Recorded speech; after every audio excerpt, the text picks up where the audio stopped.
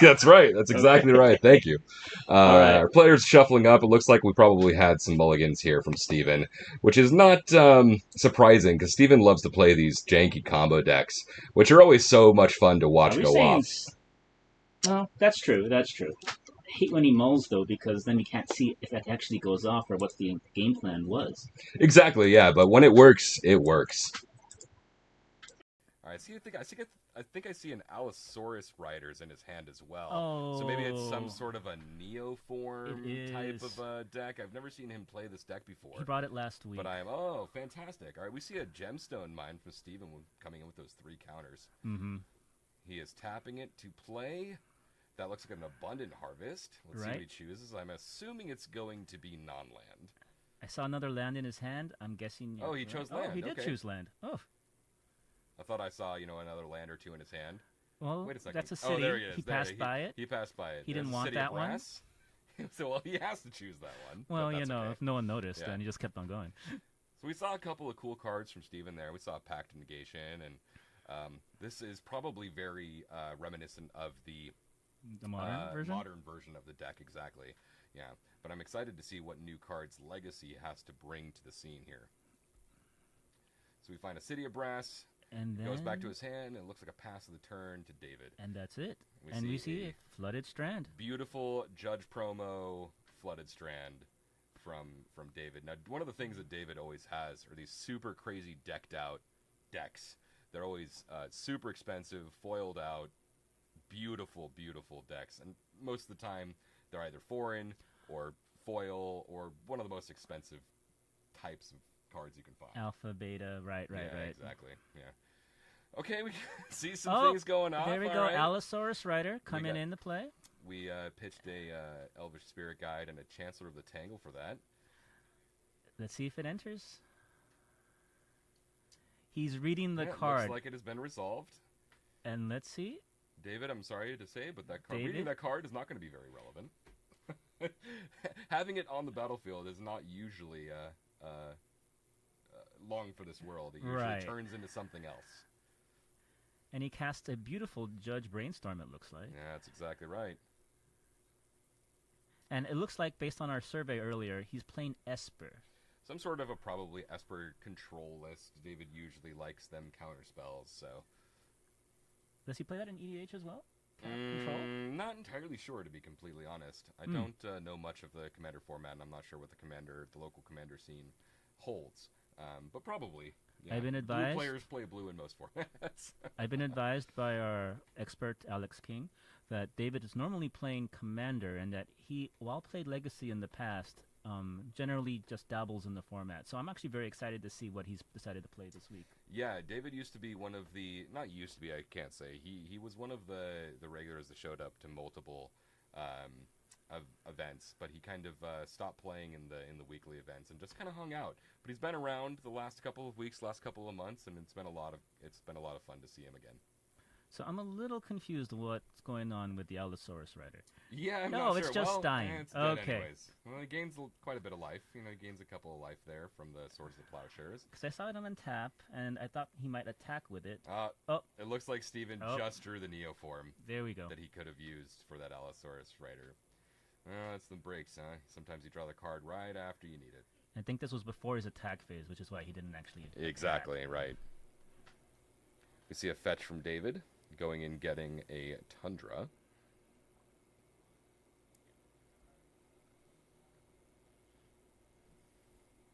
David at 18, Steven at 23. Oh, Bowmasters. Okay, sure. End of turn, Flush and Bowmasters. Bowmasters, we're talking about this pre-stream. This is probably one of the most premium cards that we can see in the format right now. It starts the clock, and it's in every deck that plays black, and It should be, if it's not.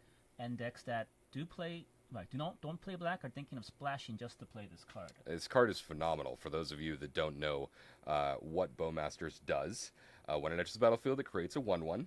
Anytime an opponent draws a card after their first card He's done. griefing. Okay, cool. He's griefing. It looks like he pitched a Baleful Strix there, but And then we see Tendrils of Agony and a Neoform. And he's taking a Neoform, as I would. And Elgato. Excellent. Sorry, everybody, having a little bit of technical difficulties at this second. We'll be back soon, but I'm assuming given that... well, we're back. There we go. Steven has one card left. I see a snap... I think that was a Snapcaster? I think that was a... I don't know. We missed something. There's a ponder in the graveyard, so it looks like there was a ponder. No, it's been drawn. Okay. Yeah. I'm not sure why it went to the graveyard, but it was drawn by the ponder. Okay. And it looks like we're scooping it up after Steven got interrupted. I think Steven should have played it in a few more rounds just to see what's in the deck, but I'm guessing he knows the... yeah, I mean, Bowmasters, once Bowmasters hits the field, plus a grief, it's probably going to be pretty hard to answer that. Right. So, especially with a kind of all-in combo deck like Steven had. I mean, his Allosaurus Riders got swords, and it's probably kind of hard to recover from there when he only has 1 or 2 cards in hand. This is not his favorite matchup, unfortunately. I don't know. I guess any deck without interaction would probably be one of Steven loves playing me because I don't have Force of Wills in my deck. There you go. It's definitely the Force of Will check deck, but Steven actually got... he had to mold down. He did have to mold down quite a bit, but he also got swords right before he drew the Neoform that he needed. So, well, he was looking for the turn 1 combo, but when you can't find it, going down to 5 always pain. Right. We're going into sideboarding here. If we can see down there in the corner, you can take a look as David is shuffling through his deck and choosing what to take out. All of those absolutely beautiful Magic cards. David's been playing for a really, really long time, which is why he has a lot of these gorgeous cards. I'm just looking at his deck. Does he even sideboard? It seems like everything is relevant. Everything is probably pretty relevant. Griefs, Forces, maybe the Bowmasters get taken out just because I don't think there's many cantrips. Oh, no. Grizzlebrand. Oh. Yes, Grizzlebrand. Oh, my gosh. Bowmasters against Grizzlebrand. Activate Grizzlebrand, flash, and Bowmasters. Oh, wow. That would be, so it looks like absolutely backbreaking. It looks like he took out 2 cards, so we may see it, we may not. But I think he's generally favored. Yeah, I'm pretty sure David is pretty heavily favored in this matchup. But, you come here to play, so let's see. And Bowmasters, the $40 rare.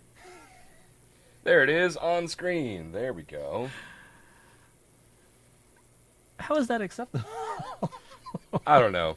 The power creep over the last, I don't know what, let's say 8 years that WotC has decided to print has been pretty crazy, and this is definitely one of those cards for sure. Orcish Bowmasters, way more impactful in Legacy, I think, than it is in Modern, but Agreed. Causing waves in both formats. And Vintage, I hear. Yes, yeah, I mean, that's definitely a format that you would draw multiple cards after your first card for the turn, so why not play it? All right, we've got a game 2 here. All right. Looks like Steven has probably kept it 7, and David looks like he is mulling down to... Mulling. 6. Oh, maybe... Both of them. Nope. Okay, well, Steven is no longer keeping. I thought that because he had the 7 card and David was already choosing to mull, or, I mean, we missed it and David hasn't even drawn his 7 yet. It's possible, but I'm guessing David is looking for the turn 1 force. And I'm guessing Steven is looking for the turn 1 win.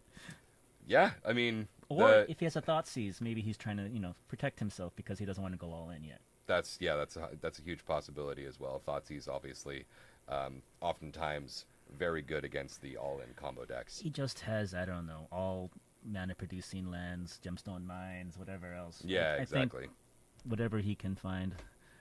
And I think it's pretty safe to mulligan with these types of all-in combo decks to 6. If you are seeing a lot of these cards, or if you're seeing a lot of, as things are dragged across our screen, sorry. If you are seeing a bad 7-card hand, it is pretty easy to go down to 6 and still be okay.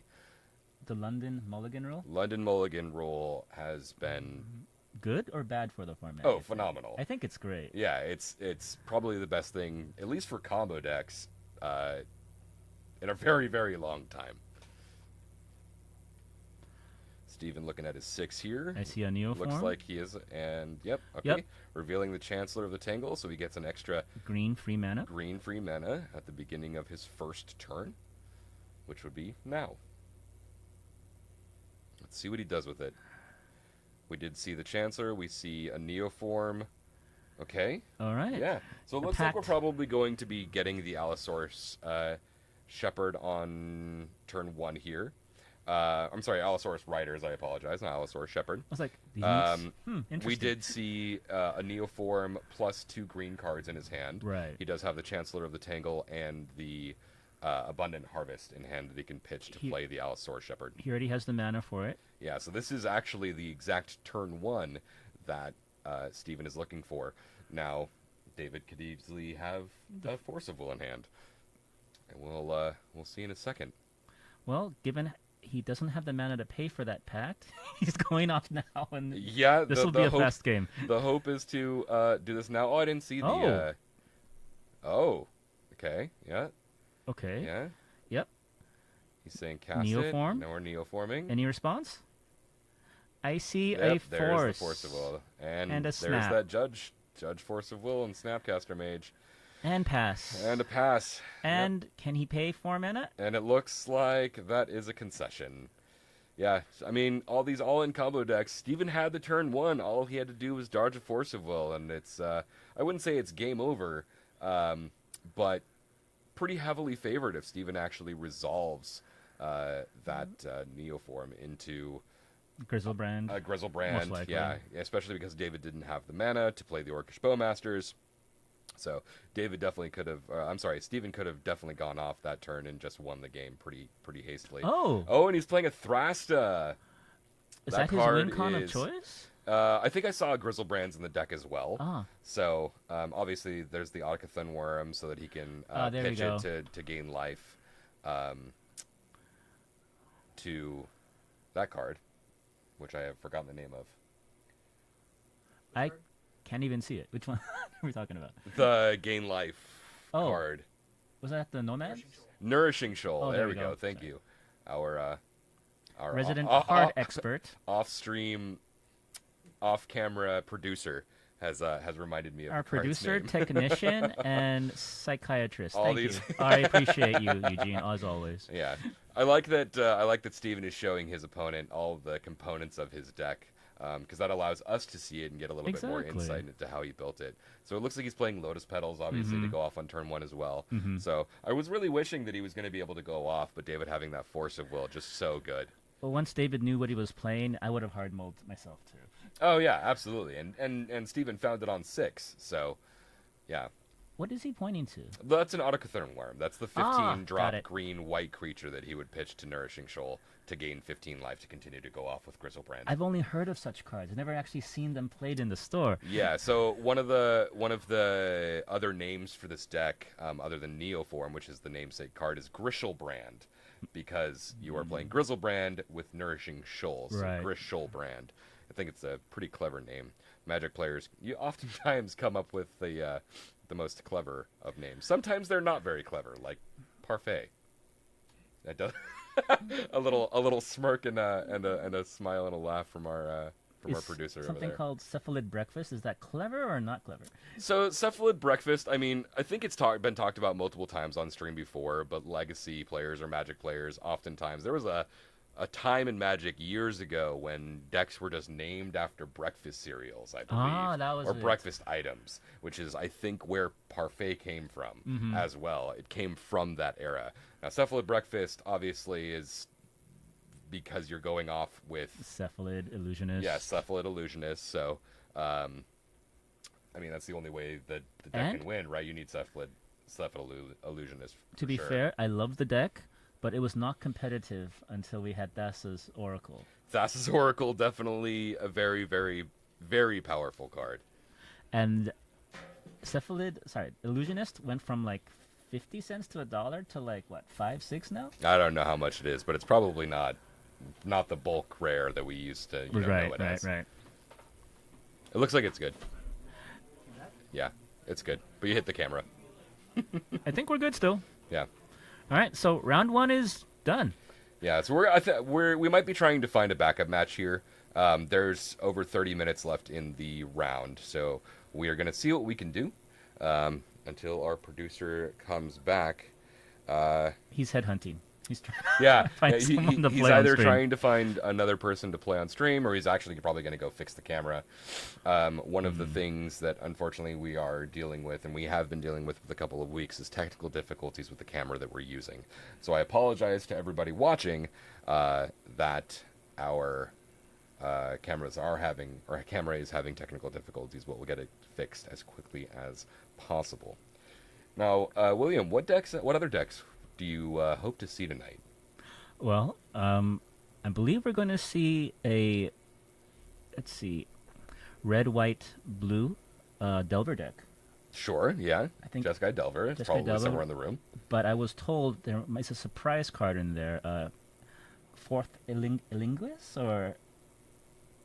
What is that card? I'm sorry? Oh, sorry. It's the X red white card that you can cast, and it puts in night creatures, I believe. Oh, into play with yes, haste yes. and trample. That's and right. if it hits, you get Monarch. And if you don't want to Right. attack, no one gets Monarch. Right, right. Yeah, it's a strange sorcery spell. It Right? looks Or it's an beautiful. instant. Is it It's a instant? sorcery It's spell. sorcery, okay. That would be more backbreaking than normal, Yeah, actually. yeah. But it's pretty interesting to see an X cast spell in a pretty low mana curve like Delver. True. That's why I was wondering, because I was asking the owner of the deck, how is that going to handle with the Wasteland Days issues? And he's like, let's see. Yeah, we'll find we'll out. find out. Yeah, exactly right. But I love it in, let's see, Boros Stompy or Boros Initiative. Sure, yeah, absolutely. Because Red, you white can get initiative. that turn 1 with 1 or 2 attacking tokens, and then you get the Monarch trigger from that. And I don't know if it's easy for your opponent to catch up after that. Do those tokens have haste? They do, and trample. They have haste and trample, and they're 1/1s, right? Yes. Okay. No, 2/2s, even Two bigger. twos. Okay, that's even better. Wow. All right, maybe we can get this card on stream in just a second, so we can actually take a look at it for those viewers. We might be completely wrong about Yeah. what the card does, but I don't think so. That's okay. That's okay. It's okay for us to be wrong from time to time. But I'm excited to see that because I've seen it a few times on on a look at YouTube, some Yeah. casts, and some control decks have casted for 6, X equals 6, Oh X my equals gosh. 4, even X equals 3 when the board is relatively clear. It's really hard to come back from that. Is this the new Entreat the Angels of sorts? It makes Entreat the Angels look bad, Wow. in my personal opinion. I mean, Miracles hasn't been in the format for quite a while now, but this one card, I wouldn't say that Miracles is coming back, but if it this doesn't card have is to going be to a see, miracle. You yeah, can it have doesn't it in have your to. hand. Exactly right. And but- with the Boros Initiative deck, it's perfect for your Chrome Locks because now you get access to white and red in case you don't want to cast it or can't Oh cast yeah, it. that's great. Yeah, And pitching it a multicolor fixes spell your with Chrome mana Lock. base. That's great. I didn't even think about that either. It's beautiful. I haven't played the red white initiative deck myself, but you are no stranger to that. Is that correct? Right? I've played it, I've lost to it, and I've tried to develop a better version of it, and I have not. You haven't. Okay. Yeah. I feel like. Match jumping on. Okay, Oh. fantastic. Yeah, we got our producers let us know that we do have a secondary match coming up. Eugene, if you could move the camera a little bit toward me. There you go. There you go. Perfect. Actually, that's better than it was before, I think. So while we're waiting for that second match to pop up, I'm really thinking Lord of the Rings, in a good and bad way, has changed every format. Oh yeah, I mean the Lord of the Rings supplemental set has been. Thank you. Producer gave us water. Thank you. It's very hot in this room. It's very hot here in Southern California. Yeah, it is pretty warm. We are reaching usually in midday over 100 degrees, and this is literally life-saving. So- I'm hitting 90 plus in my area, but Yeah. I'm guessing I'm a little cooler than you. Oh yeah. I mean, we're down in the Orange County area, so we're a little bit closer to the beach from where I'm from, which is more inland. But yeah, I mean, still 90, 95 to 100 degrees is not. I've heard that we're Great. hitting potential records for California. Yes, someone was telling me. I think it was on the drive here tonight. Someone had told me that I think somewhere in the Middle East, 125. one Or tw- no, it was like a 152. 152. Yeah. So I've just got it confirmed that Was yeah. that in a volcano? Wow. Yeah, exactly, right? 152 degrees. It was in an Iran international airport. Doesn't was- the human body denature after a certain Yeah, temperature? I mean... Like the muscles literally liquefy after a certain amount of like heat. Yeah. The gods were playing burn, literally. Lava spike, lava spike, lava spike. Okay, we got a match. All right, we have a match here. Luckily, we've got our backup match here. That looks... Oh wait, what? Is that a main deck? Oh, loam. That makes more sense. Is that a main deck Carpet of Flowers? We are on game 2. Oh, Oh, okay. right. We're okay. Right, we got a match. Sideboarded. Right. It's backup match. So we're in game 2 against. We have 5-color loam. John on versus 5-color loam, John? and John on shadow. John versus John. John versus Okay. John. We got the Johns, huh? Very good. Now, John, who's playing 5-color loam, has played this deck since forever. He loves it. He knows every instance of it. Yeah. That's it is definitely his favorite archetype. Kind of long and dirtily, and Well, he loves has planeswalker win slightly conditions. planeswalkers. Very late game kind of mid-range strategies, and oftentimes they're good enough. I mean, Uro, planeswalkers, different things like that are oftentimes really hard to interact with and deal with. So, but we see a turn 1 Thoughtseize Oh, that's from yep. other John. Thalia and the Gitrog monster. That's his love. That's one Thalia of his and the favorite win Gitrog conditions. monster. We see Loam there. He takes the Green Sun Zenith here. And we also see 2 prismatic endings in John's hand. He kept that based on that Carpet of Flowers I mean, Carpet of Flowers is a really good card. because Now, he is has that- 1 mana. Is So that yes. that's a watery grave from the opponent, right? Well, he is playing Shadow, so it's very Yeah, so likely. I'm assuming it's a watery grave. It looks like one of the Galaxy watery graves or one of the planet ones. So Carpet of Flowers is actually going to start doing work pretty early here.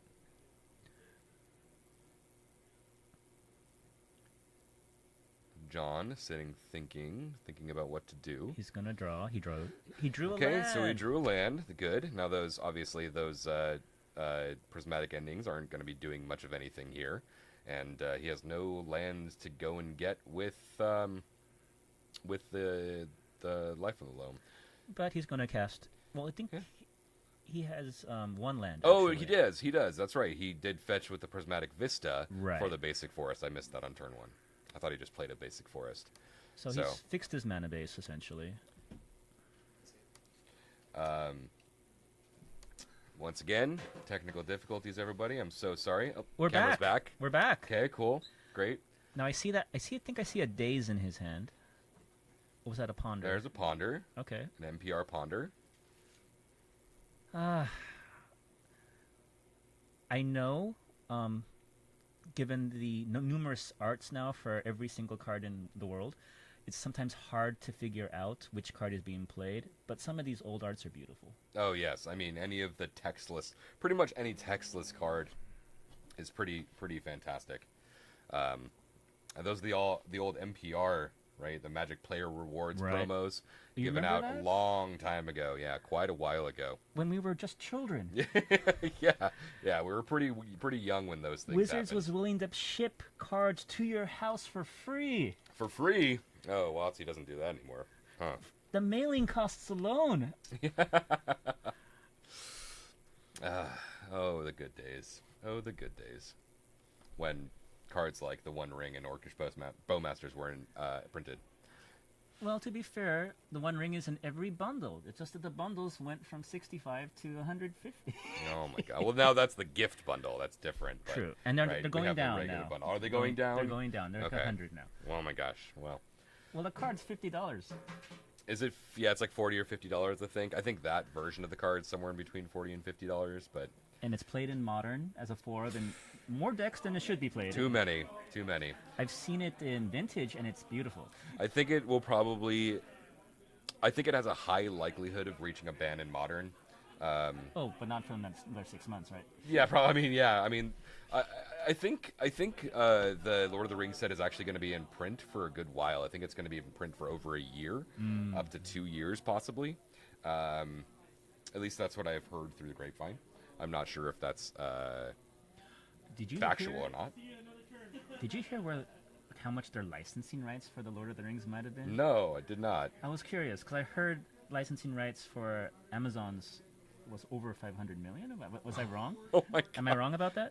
To what? Run To just make their show based on his intellectual property. Yeah. Oh my gosh. I mean, yeah, the intellectual property for that is And huge, Wizards doesn't have the but- money for that. So had to be far less. Yeah, I mean, they might have the money. I mean, Magic is more popular now than it ever has been. True. Magic is kind of carrying not only Wizards of the Coast, but Hasbro. Hasbro as an entire company. Are we going to get into their stocks and their corporate? No, I don't touch that. Okay, got it. We good? But yes, it's No, essentially their the moneymaker. camera's still off. It's off? Yeah. Well, not off, but yeah, it's no picture. More technical difficulties again, everybody. We're trying to get it fixed. Thank you for bearing with us and listening. Oh, we're to back. Oh, we're somehow, back. Before he was able to do anything. He probably was walking over to the camera, and now we're back. Okay, so it's today's. it looks like Get Rog was being played somehow. somehow. Without anything being tapped. There Oh, we go. there we Okay, go. there they are. There now we have, yeah. Lands are now tapped, but all we see from John's side, I believe, It's a wasteland. that is a wasteland. Because he put the island back into his hand. Yeah, right, that right, makes right. sense. Yeah, multiple things have obviously happened since then. We see 2 Ice-Fink Waddles in John's yard. There is yet again that watery grave. I'd be afraid to play Coatl in a Bowmaster world. Coattl's a good card. I mean, Belstrix is a good card, but Bowmasters is just insane. Well, it's- card is You phenomenally get a good. 1/1 that dies immediately, and creates a orc token for the other guy.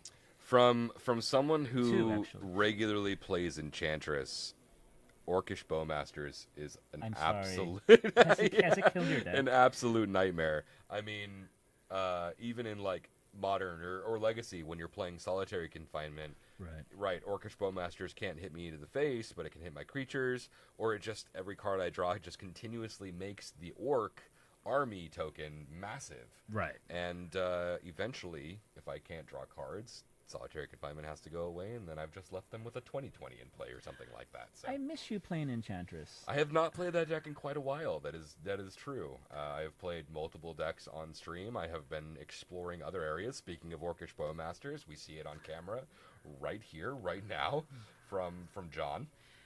And And his he little attacks tiny for 2. goblin token that's supposed to be an orc, but that's okay. Yeah, I haven't played Enchantress in some time. I've been exploring other combo decks that are a little bit more, I wouldn't say fun, but I really like to, kind of like Stephen McCarty, I like to explore my jank. I and loved see your curses deck. Yeah, I actually played that last week. Oh. Did not go very well. Okay. How about the Helm deck? Is that the same as the curses deck? Well, Curses does run Helm of Obedience Okay. and Leyline of the Void in the main. Enchantress was also at one point in time a Helm of Obedience deck because it would play Rest in Peace in main. That makes So sense. same effective combo, and then it would also, thank you. The less of my face on camera, that's great. It's all Alex. All No, Alex. no, you're beautiful. For the other deck, I'm in the process of building one of the mono black decks that topped events, like the mono black, like kind of mid-range deck that does play Helm of Obedience main.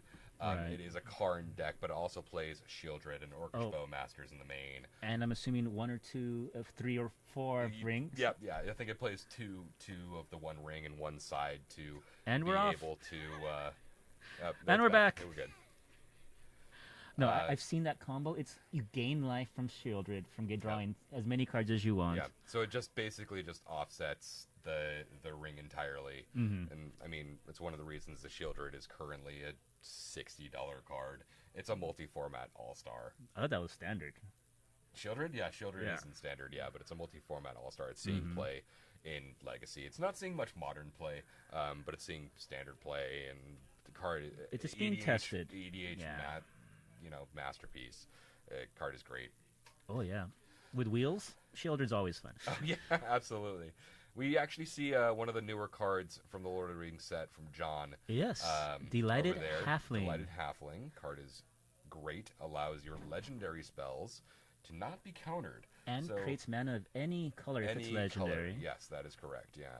So, And it's a 1/2 Yeah, it's a 1/2. Yeah, so So Deathrite, eat your heart out. Just kidding. It was removal from graveyards, so but Yeah, this is great. Deathrite band Y. Kind of a. Yeah, why wasn't that? I forgot. I mean, it was good. I mean, being able to eat your opponent's lands were really good. And he allowed black to have Does it acceleration. here? Shut up. It got like randomly hot in here. No. Yeah, there we go. Now it's fine. Yeah, better. Thank you. Sorry, my squeal of surprise was because we just turned the aircon on, and it made a huge difference. Yes. Like we said earlier, it is quite warm in this room. We're trying to do what we can to stay alive and bring you content.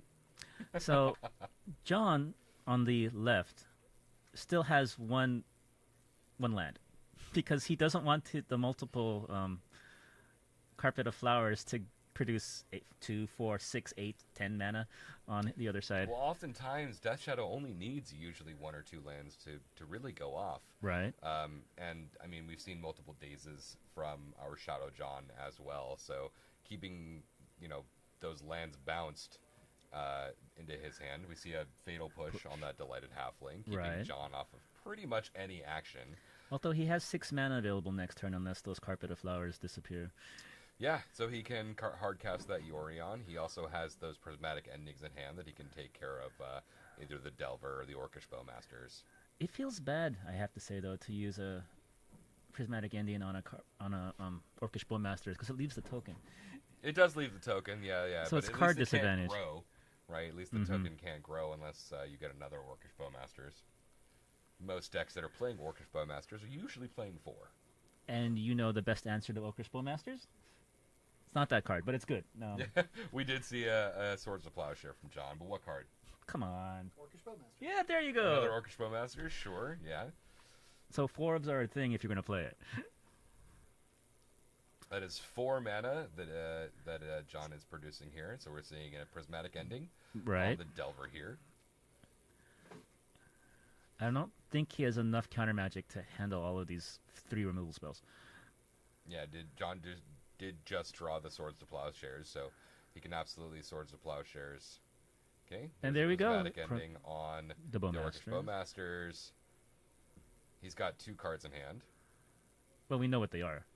Oh, sorry. I'm sorry. The other John. Yeah. don't know. Shadow John has Oh, let's use that Shadow from now John. on. Shadow Yes. John has 2 cards in hand. We don't know what either of them are. They're making sure that they counted the amount of mana that they had right. So John got a total of 4 mana from the Carpet of Flowers. He named all white. He used 1 of that to go down to 3 to use on the Delver. Then he Right. should be using another.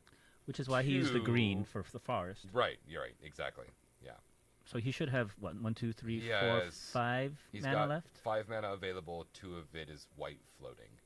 Yeah, so he can play this this Yorion if he wants to, or he can just use. He did looks it! Looks like he's doing that.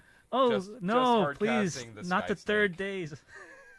Okay. okay. It's a brainstorm, probably a brainstorm in response. I think Yorion might be a little hard for him to deal with. I don't think. He's dazing or he's forcing if he has it. but Yeah, I it's- don't think John has Shadow John. I don't think he has many answers to. I might be to wrong. a I think he's dazed 4/5? twice already. Well, yeah, outside of the counter magic, if Yorion actually resolves, he probably doesn't have many answers to it. So Yorion did resolve, and we're passing back the turn to Shadow John.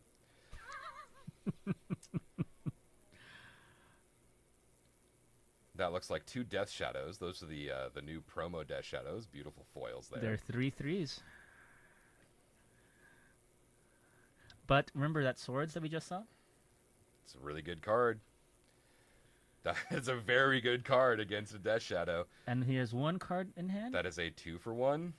Oh my gosh, let's see. This is going to be hugely backbreaking to yeah. And okay. he broke the format Yep, right that there. looks like a concession. Yeah, I mean, that's the perfect life total that you want to see your opponent at Right. when you have a Swords of Plowshares and double Death Shadow on field for sure.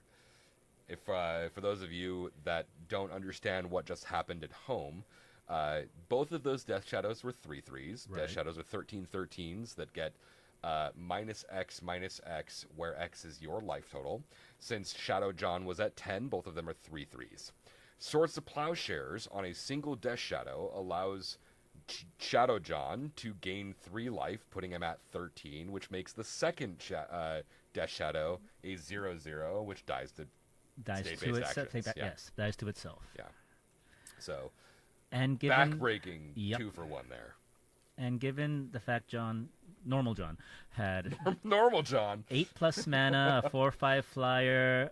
I don't know what he drew, but he's Yeah, I drawing don't think- removals for days. I don't think it mattered there. Yeah, John. This is the deck.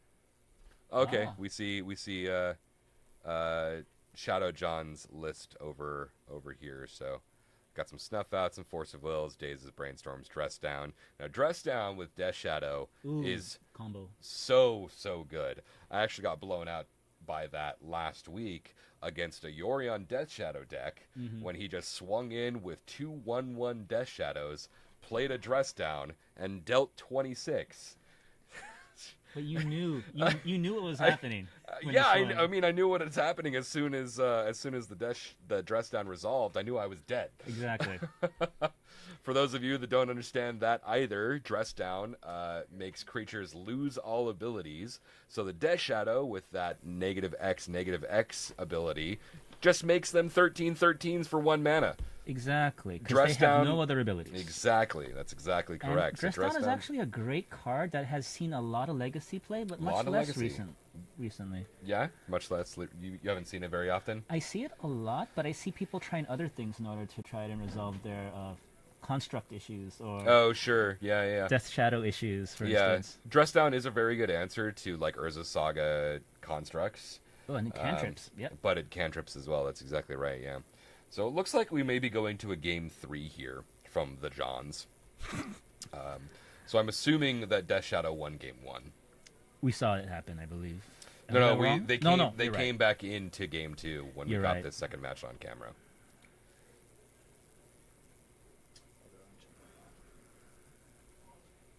We're back.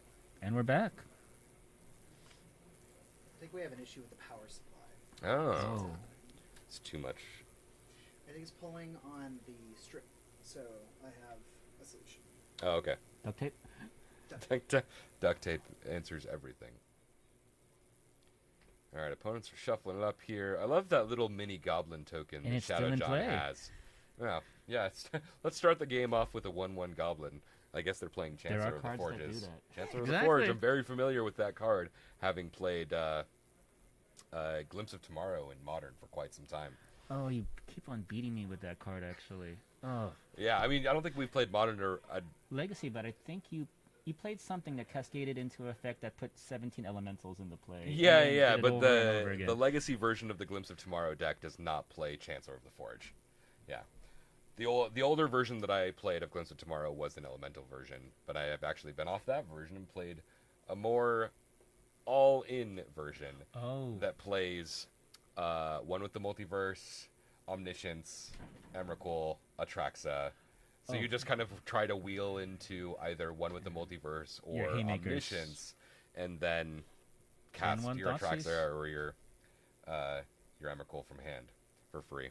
So we have a turn 1 Thoughtseize, like William said, from Shadow John here. We see Swords of Plowshares, double Plague Engineer, which is kind of interesting. it's the orc.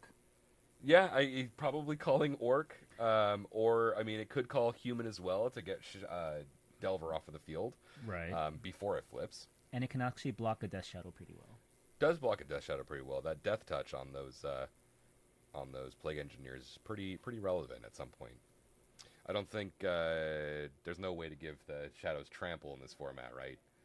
Not that you're playing. but Not usually. Yeah, Yeah. right.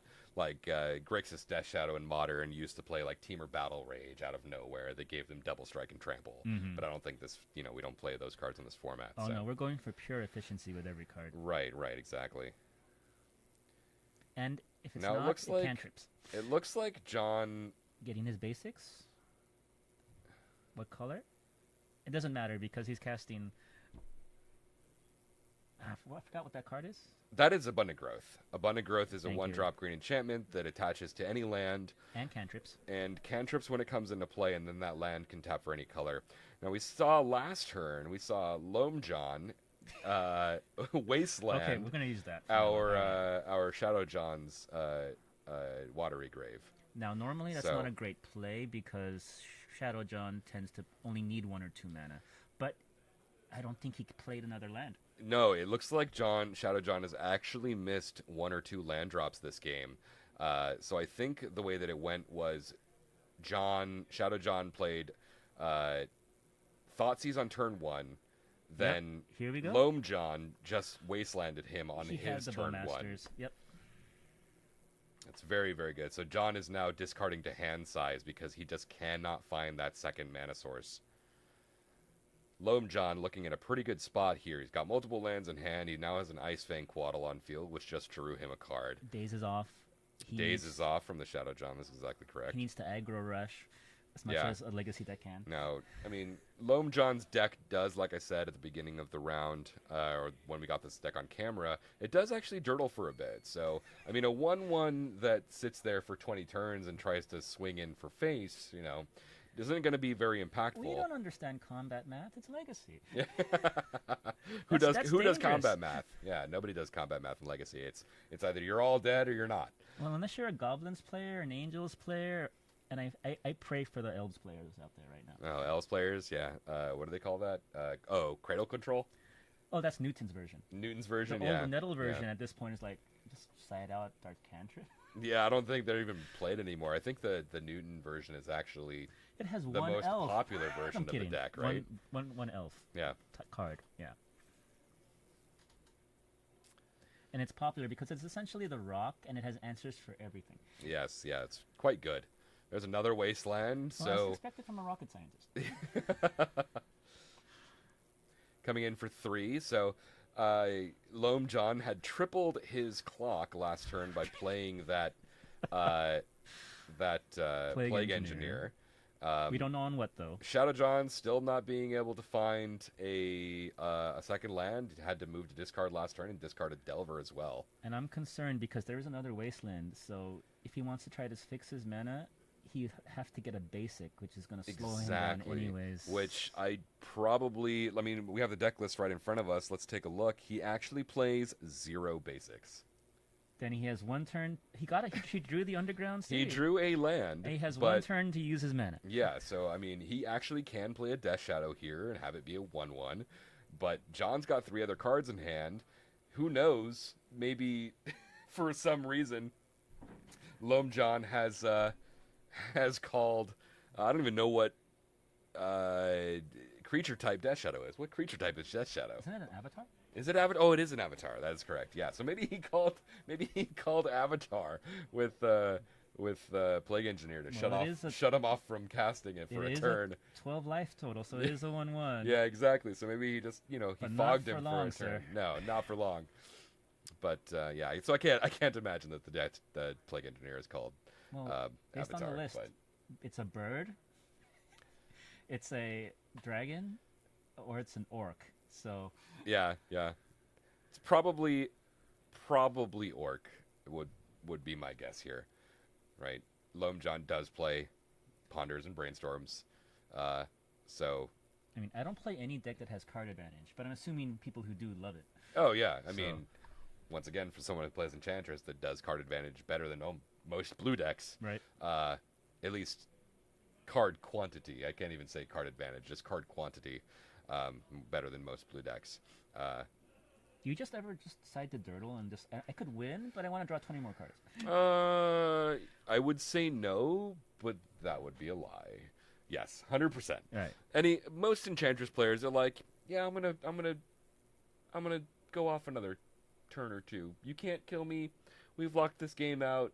I'm okay. I just want to see more cards, and I'm gonna wait until you're absolutely dead before I even try to kill you. I remember I've lost to you on Enchantress a few times, but I also remember playing a Shieldred because you had no idea I had an advantage. Oh, yep. That was when you were playing your Reanimator deck that had a transformational sideboard. Yes, just for and you. I did not did not board in, or did not board correctly, did not expect a transformational sideboard in I the laughed at Shieldred. your ley line of the blue. Oh my gosh, yeah.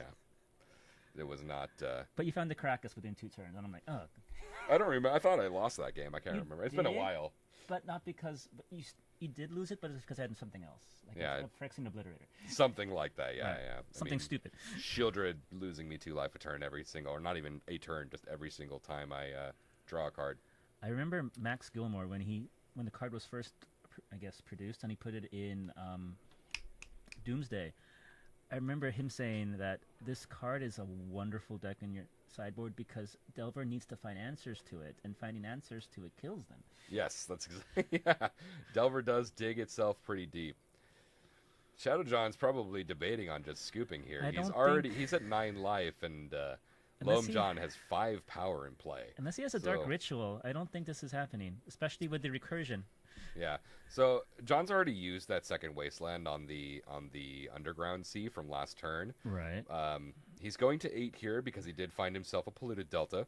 But remember, So he can play a Death Shadow here. There's a possibility that he has a Death Shadow in hand. I mean, he's had 7 cards in hand for a couple of turns now. And if he plays a Death Shadow, it's going to be a 5/5, which blocks most of his creatures profitably. right, but Loam John has gotten his Ramanat Ramanop Excavator. Excavator, which means those are infinite wastelands unless it's killed. Right, exactly. But if Shadow John Wait, can wait, get a wait. threat on field... That's a basic is that a basic? island. A basic island. Okay, so It's not I Death guess Shadow. the list that we have, it's not Death Shadow. No, it's not Death Shadow coming down, but it looks like the list that we have in hand might be a little tiny bit outdated. All good, all good. That is perfectly okay. So we do see a basic from Shadow John, but it is an island, so no black cards, no removal coming down. It is probably going to be for a Brainstorm or a Ponder to try to dig himself a little bit deeper to try to find an answer to what's going on. Green Sun? It's a green sun. Does he have the force? Looks like a green He sun has to for have the 3. Nope, it's a Brainstorm. That's a Brainstorm in response. And that looks like a Daze and 2 lands. Or is that a Daze, a land, and a Reanimate? Well, he's going to play 2 or 3 Reanimator effects. Yeah, I can't tell what that last card was that he drew. It looked like a Reanimate, but I might be wrong.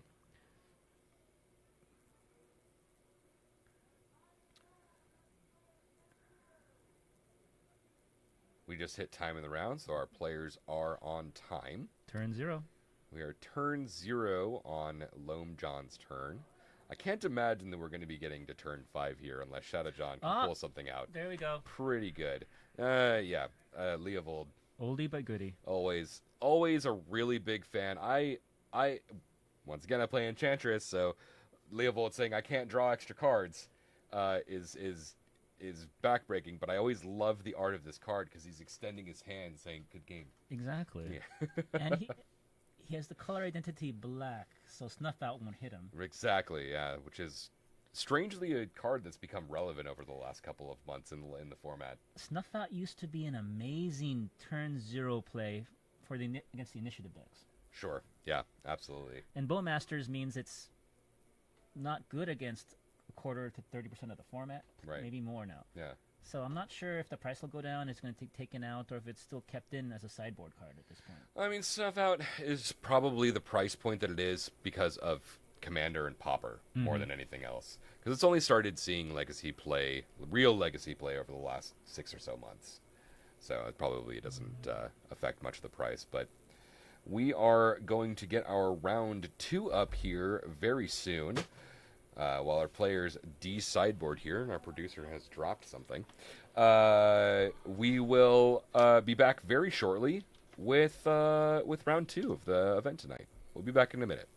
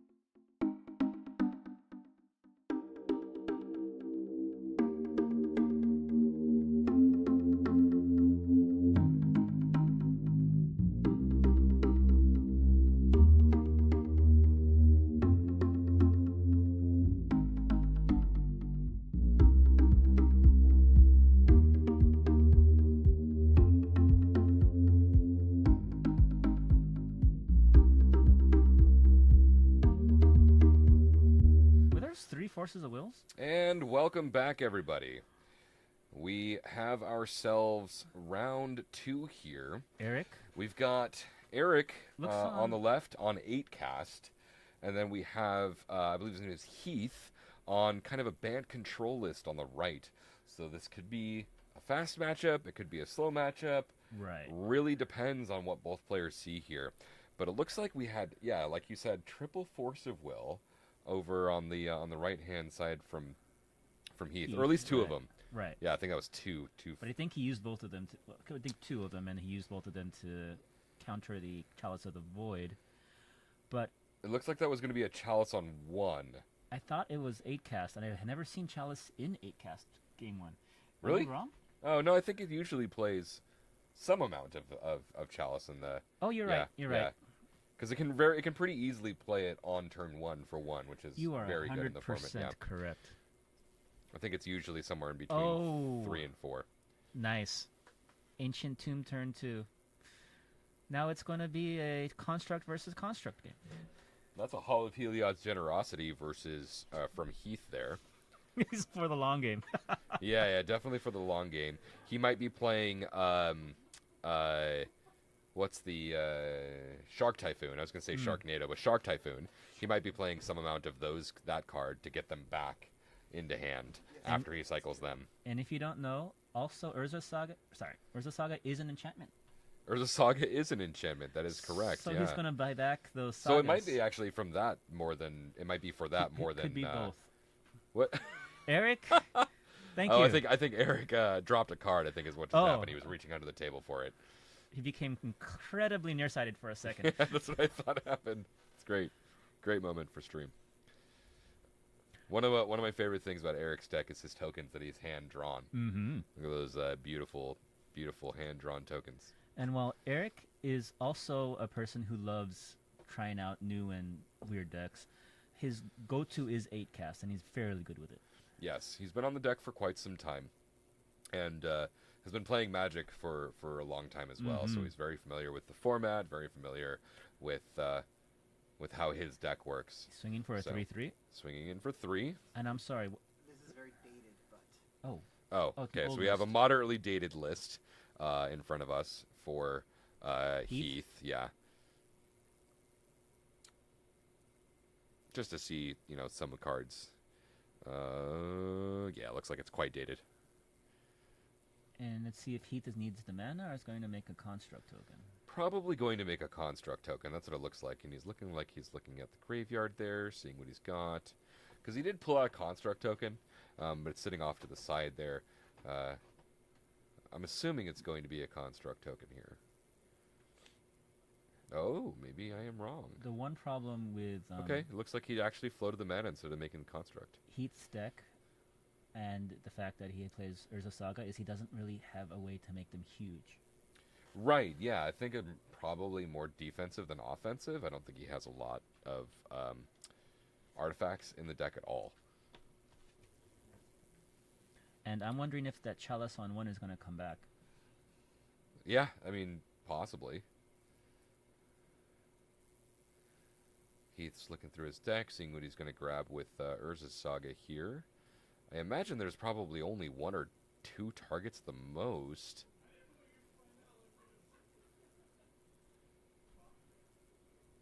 Trying to look at his deck as he's thumbing through it there. I don't see... That's an expedition map. So he's grabbing the expedition map, and he's cracking it immediately before his draw step. Well, he still needs to pay 1 more mana. Oh, I'm sorry, after his draw step, because it already... Saga already triggered. So, and he's searching for... So now we're in his main phase, and he searched for... Was it Scrubland? It looks like Scrubland, yeah.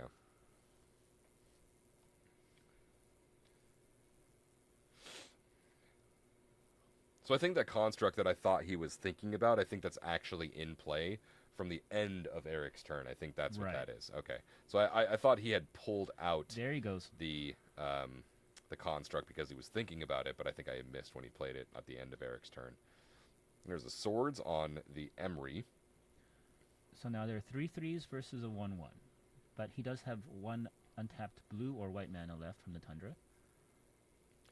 And Of That is course. a Kappa Cannoneer. This card is a powerhouse. Ward 4 Mm-hmm. enters the battlefield. Could you pull Kappa Cannoneer up if you could?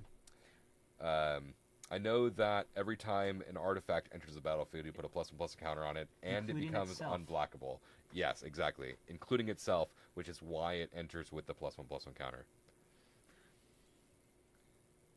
And we have Staff of the Storyteller on the other side. He immediately cracks for a cantrip.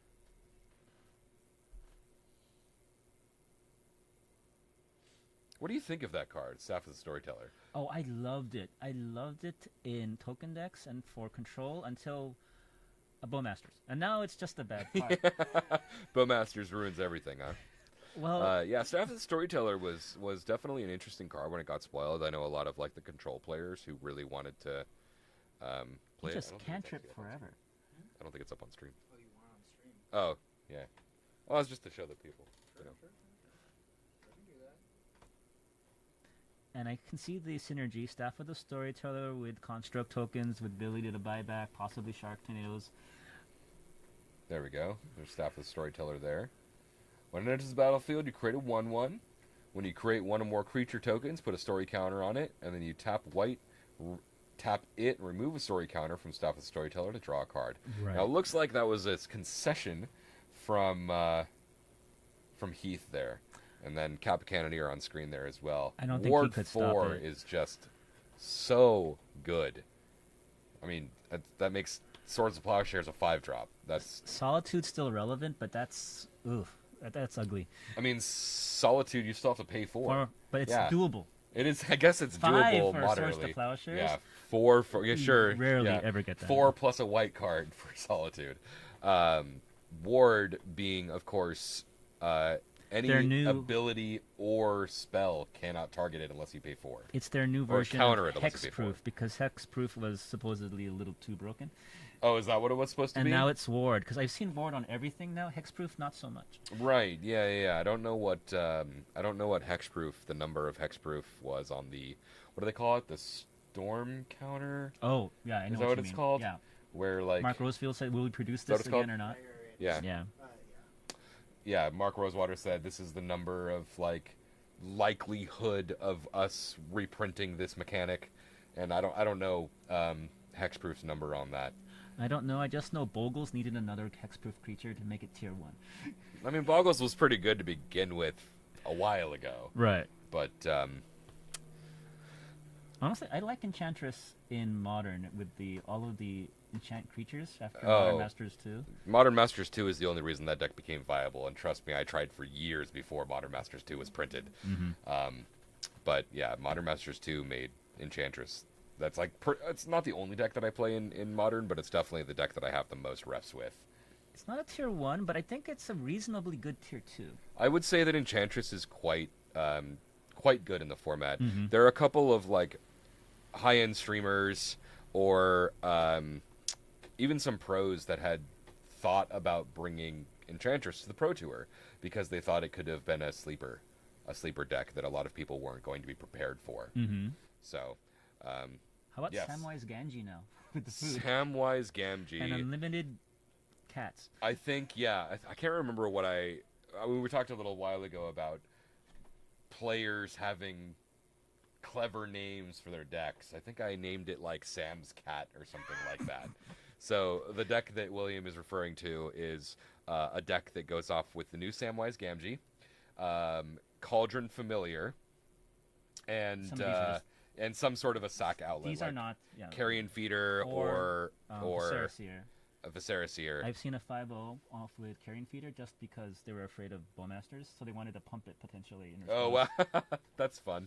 Yeah, so Samwise Gamgee with Cauldron Familiar and a sack outlet. It's an infinite drain gain combo.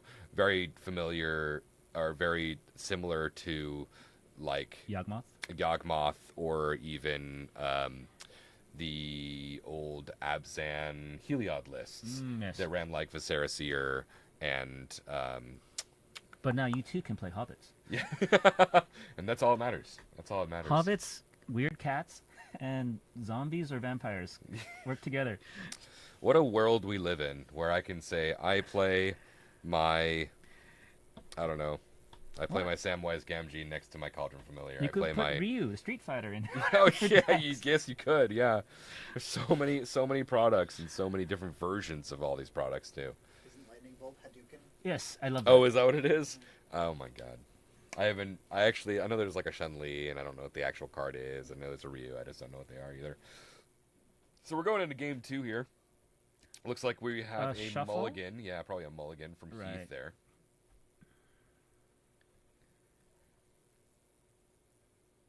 You know, Eric kept on 7. I have to say, for two decks that are either really controlly or one deck's really fast, that game 1 was blistering quick. Yeah, Heath could not answer Kappa Cannoneer. Once Kappa Cannoneer hits the field, if he can't counter it, it's really hard for him to deal with it again. The reason Serenity is played in sideboards all across the country. I haven't seen a Serenity in quite a while, actually. I know it's like Including a Reanimator. yeah, it's in pretty much Reanimator and maybe another deck or two. Mm-hmm. Yeah, I can't remember the last time I saw a Serenity. It's there if ACAST goes crazy. Yeah, if Acast ever becomes like massively tier 1 top deck in the format, I could see Serenity being played more But and it's more. okay. Emery will just buy everything back. Yeah, there you go. All right, looks like we've got a keep here from Heath. And it looks like I see a Brainstorm, a Swords of Plowshares. That looks like an Expedition map. And Wasteland. And that's at a Caracas? Or am I wrong? Think that so there's a Wasteland. It looks like a flooded strand as Okay. well. Good. So there's the Expedition map. I'd be scared if it was just a white source with that many blue cards. So It is a that flooded yeah. strand. So there's Flooded Strand, Brainstorm, Swords of Plowshares, and one other card that I can't see. Ah. It's an Otawara and a double Two. bauble from Eric Mishra's Baubles? in before 3rd or 4th. Okay, that's an Aether Spell Bomb. Yeah. So Eric updated his list for us. Oh. Correct, yes. I'm very excited to see it happen. Yeah. He's actually borrowing them from one of the other players in the room. I see. You know, that Yeah. works. That works. You want to let the stream know? Yeah, I guess Eric is actually running one of the new, I mean, we've been talking about it all night, Lord of the Rings cards. He is playing 3 copies of the One Ring. Card is just Index that can get it out turn 2 or 3. so good. Card is so phenomenal. I don't know how relevant it's going to be against Heath because Heath doesn't really do a lot. Well, it would. Let me back up. Confused. It's actually going to be very good because Cannoneer. if it resolves, Cannoneer's back. great, fantastic. Cannoneer's back. Wonderful. Turn 2. This game's probably going to be over quick. One Wing is probably actually going to be very good. Let me backtrail what I said. The ETB ability is probably not going to be great, but because Heath isn't dealing damage to Eric, the draw card ability and Eric losing life isn't going to matter. So Eric can draw 1 card, then 2 cards, then 3 cards, and still be totally fine because his life total will remain relatively high. Oh. There's the is that a Tabernacle? Tabernacle of Pendrell Vale, the $4,000 card. So we were talking about this a little off stream. I think, and I may be wrong, but I think Heath actually plays his cards single-sleeved. I hope not. And I really, really, really hope that Tabernacle is not single-sleeved. If it is, Heath, God be with you, my friend. We appreciate you, Heath, but I feel we need to do an intervention for your monetary salvation. Please, for your wallet, I beg of ye. Tabernacle is going to be kind of interesting, but I think Eric's going to be able to pay for it pretty well, right? I don't think, unfortunately, Tabernacle is going to be able to handle one creature that's like 5, 6, 6, 7, 7. Yeah, and It's Eric's not just going to good. continue to cast 0 drops into it to make it bigger and bigger and bigger. Sure, Heath has a Wasteland to take care of the Otawara, and eventually the Urza Saga is going to go away, but he's got probably more lands in hand, or he's got a Mox Opal that is going to Right. continue to be able to tap for mana. And if he casts a Tabernacle, he's 1 mana down, so there's no way he's going to be able to get rid of that. Well, he's going to go the Ninja Turtle. honestly. Yeah, the Kappa Cannoneer, exactly. Yeah, I like that Ninja Turtle. I think I'm going to call that from No, I don't think I'm gonna call it. Oh, I think there's making a new movie. Yeah, starring Kappa Cannoneer. Yeah. Kappa Cannoneer in 4 different color masks. Why not? Kappa You know, Brothers. without those masks, you can't tell. You can't tell. No, they're all the same. No, they're not. They're all different. They're all different. Seeing if, camera went down again. Seeing if it's going to come back up here in a second. I'm wondering if the game is still going or it's over. Yeah, I mean, we saw Cap Cannoneer enter the battlefield, and Eric has no problem paying for it. It seemed in the moment. So by the time the camera comes back on, it might be over. And somehow every card has been removed on Eric's side other than the Kappa Cannoneer. Well, I mean, he had double bobble, so Yeah. he probably got rid of the bobbles. Wasteland got rid of the Right. Wasteland got rid of the saga, and then it looks like a Another prismatic Wasteland. ending. Prismatic ending probably got rid of. How did that happen? Oh, got it. No mana whatsoever. It's Prismatic ending got Tabernacle rid of the Mox Opal, I think, is what happened there. So Heath actually now has another chance. This is amazing. Yeah, definitely didn't expect that. Heath had a relatively healthy 14 life. We see Brainstorm. And the game Force has of will. restarted. Yep. Yeah, effectively the game is restarted, except for Heath now has a powerful card in Tabernacle. But on it hurts him field. just as much because he does tokens. Oh, I guess with the Storyteller he has tokens, sure. And the Saga's on his own. Yeah, that's true as well. But Heath is looking to play the long game, so he's probably, he can pretty easily play around those things to be able to pay for all of those tokens that he may have. True. So And we have a Brainstorm from Heath here. He's putting 2 cards back. Heath did tell us when we asked about the deck earlier that he has some tutorable, what he considers bombs, and honestly, they look pretty disgusting. Care to share a few of them? Because just reading them makes my eyes burn.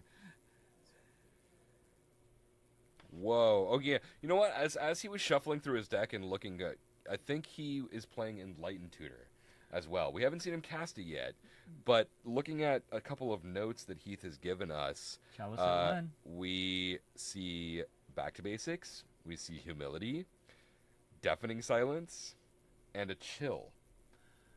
Chill's not so relevant, but it's amazing in those against red decks. Exactly, yeah. But Humility can be huge here.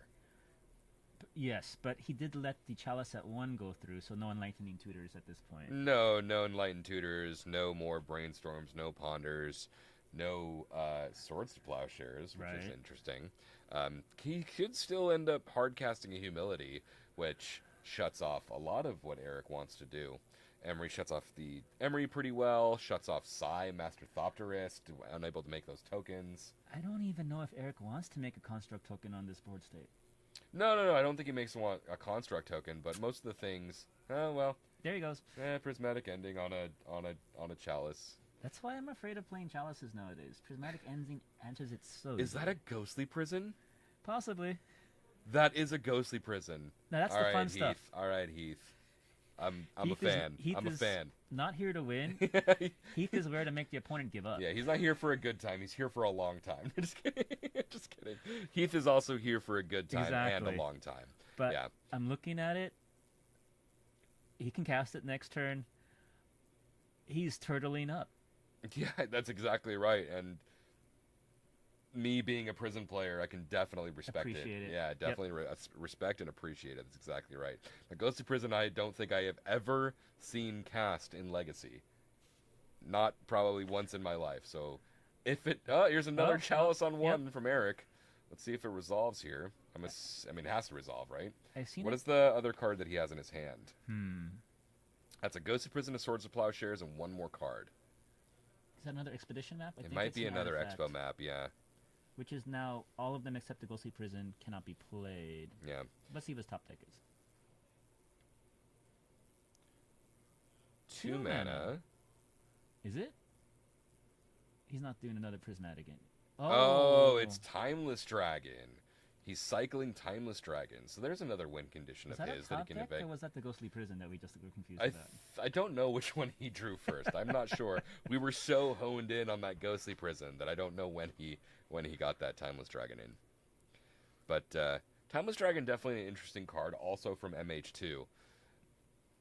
Oh, I love it. It's a cantrip effect, and it's uncounterable 4/4 flying dragon, which is bigger than Delver's. Yeah, it's just an activated ability from the graveyard, right? Mm-hmm. Yeah. Uncounterable 4/4 can still be removed once it's in play, but being uncounterable is very relevant. So there's 2 swords and I think an expedition map.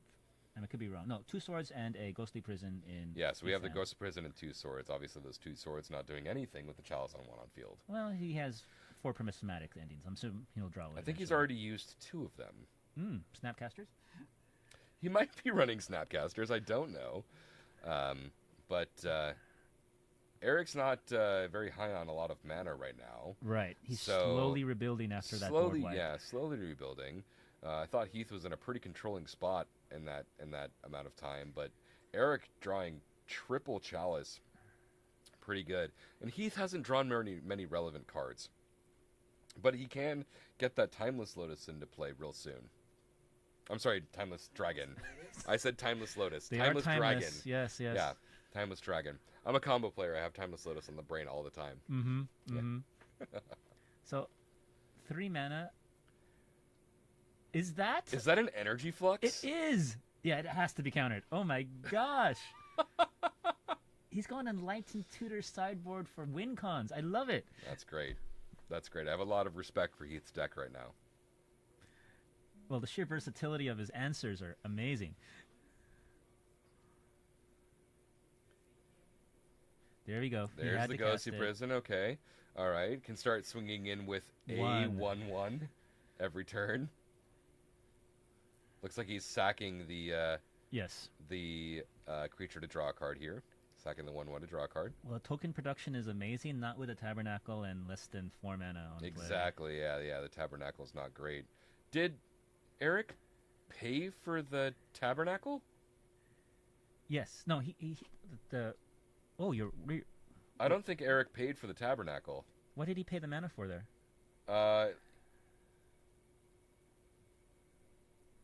It's tapped. I'm just trying to figure out what he used to tap. Is it 2 to 2 to sacrifice. Oh, it's 2 to sack for sight. Okay, I thought it was 1. So he paid the blue from the island for Tabernacle, Okay, there and we then go. he sacked the token and just That tapped. makes sense. Tapped strangely. I thought he tapped in a weird time. So it's I see. essentially he's Got it. cantripping instead of having to pay for the Tabernacle. He just pays 1. He pays and- 1 to keep the Sai, and then 2 he sacked the token. I got Right, it. right, Okay. right. It looked like he had gone to different phasing, a different phase before he paid the mana. Well, only 9 So- more turns of this. yeah. Yeah. An answer Only has to be 9 found. more turns. An answer has to be found. Now Heath did find an Urza Saga there, so it could be an okay blocker eventually. Oh, nope. For He's hard casting it? No, he's I don't remember into his seeing. Well, he's tapping 5 mana to play it. I don't think he I don't remember him revealing that at the beginning of the game. Does he just play it in the deck? might he might just do it for fun. Honestly, it is a playable spell, and he's intending to get up to 5, 6, 1700 mana eventually. So Yeah, so he must have it as his companion. but I didn't see him. But buy it. I didn't see him buy it either. I mean, we've been talking a lot, and That's I've been true. not paying attention. I'm sorry, viewers. I will be entirely honest. We should probably tell you what's actually going on in the game because we don't know how Urian came into play. But it's not in play, right? Is it just inside What the Urian? Is it the actually Orion? in play? Or No, he paid 5 mana for it, so I'm assuming Okay, it's okay. yeah. He might have the Tabernacle up there to just like continuously remind you, hey, you got to pay for this. Well, he's paying it for himself, I'm guessing, to cast. I mean, to keep that Urian in play. Now he's searching. Yeah, it looks like he paid the blue for it. Oh, Shadow Spear. Shadow Spear on a Yorion can can definitely do things to bring this game back. Also, Trample and the lifelink. Trample and Lifelink against a Singleton Thopter token is not going to be great for Eric here. No matter how many Singleton Thopter tokens he can produce. Yeah, it looks like here is the... Oh! Oh! That's a Crucible of Worlds. Oh, he's going for so much value. That's a lot of recurring abilities Welcome for back. the Urza Sagas. Welcome back, Urza Saga, huh? So I guess he doesn't need a lot of artifacts in the deck when he can just continuously make token after token after token. I mean, it takes multiple turns to get there, but... But he's also if searching you- for his 1-ups that are 1-drops, so or 0-drops. Right, yeah, and with all of the controlling abilities that Heath seems to have, spending 2, 3, 4, 5 turns to get a couple of tokens on field, sure, they may be 2/2s, 3/3s, 4/4s, but eventually you're going to get there. He's not in a rush. Yeah, he's not in a rush at all. This is actually really fast. It's a 5/6. Bounce back to the hand. Swinging I in, forgot and that about looks it. like, yeah, the Aether Spellbomb that's Yep. been on field for a little while. Since the beginning of the game, turn 1, yes. Eric with 1 card in hand.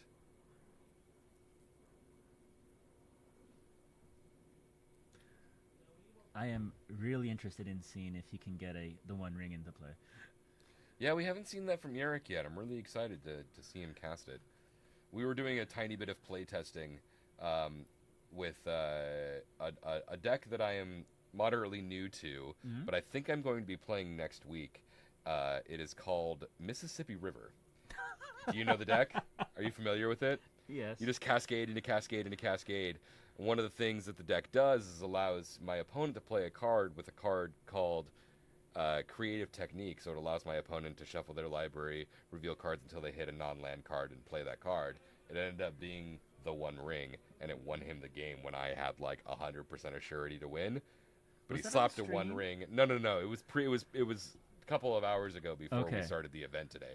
We were just kind of messing around and play testing a little bit. Because Mississippi River has been on stream once before. I think it has. Yeah, I think someone told me that a little bit earlier. I think it also, I'm not sure, but it might have lost because they got an amazing card, like a Grizzlebrand or something. I'm not sure. Yeah, I mean Mississippi River seems like it would just Oh, no, outdo a he Grizzlebrand had pretty a- well, but He had a, sorry. It was the Cephalid Breakfast List. oh, did he just go off in response to? Something like that. Yeah, okay. No. I'm thinking of something else that I saw. It was amazing. 1 second. I'm trying to figure out the card name. There was a Dothy Voidwalker on the other side, Sure. and he somehow Emrakul got in this graveyard. No, Tempor- that happened- Oh, that you're happened a talking couple about days- you're yeah. talking about my match. that was amazing. A couple. This is my match against it was Max Gilmore's Esper bug scam list, not Esper. Bug scam list. So what he did was he griefed me, got my Emrakul out of my hand. Okay. into my graveyard. We had a Dothy Voidwalker on field. In response to Emrakul's trigger, he cast the Emrakul with Dothy Voidwalker. And we're going to game 3, I think. I didn't. So, hi, producer guy here. It actually didn't even go to the graveyard because Oh, right, Emrakul, right. went exactly to the exile zone, and so he didn't even need to respond to a trigger. There was no trigger to be had. You're Just get to correct. cast it. Thank you. I appreciate the correction. Yeah, I don't know how my own cards work. That's right. It's okay. Yeah. It was beautiful. Actually, I don't know how my opponent's cards work because Dothy Voidwalker puts it into exile. Right. You're right. You're very correct. It was still a beautiful play caught on camera. It was, yes. As we were going off, as soon as he griefed me, I went, I understand what's happening here, and I was going to scoop up my cards, and he goes, no, wait, let's do this for the camera. Beautiful moment indeed. I I'm think glad you did glad that- it was on camera. I think you did that to me once. Like, you were Probably I was going off with cascading. Glimpse of Tomorrow, Right, and, and you were just like, sure, do your I was thing, like- and I was just went, I'm not gonna scoop. I want to see this, and 7 minutes later, you won. yeah, 7 minutes later, after shuffling my deck 12 times. Yes. Yeah. Because you could potentially fizzle, but very, very, very unlikely. It depends on how many permanents I have on field. I've fizzled many times with that deck. We are going to a game 3 here. I'm sorry, that board state was disgusting on Heath's side. Yeah, absolutely. I didn't expect Heath to come back from that turn, and then the cameras went out, and we came back, and I thought it was a everything different was game. gone. I thought it was another game. Yeah, I mean, Kappa Cannoneer, I thought it was going to stick around, and I thought it was just going to end the game, and then Heath had multiple removal spells, along with a Tabernacle and a Wasteland to get rid of their mana sources. You know, it's beautiful but disgusting that Crucible of Worlds with the Wasteland in the graveyard. Crucible of Worlds Eric with was not coming Wasteland? back. No, not after the Crucible hit, for sure. I think the game, probably the writing was on the wall a little bit before then, though.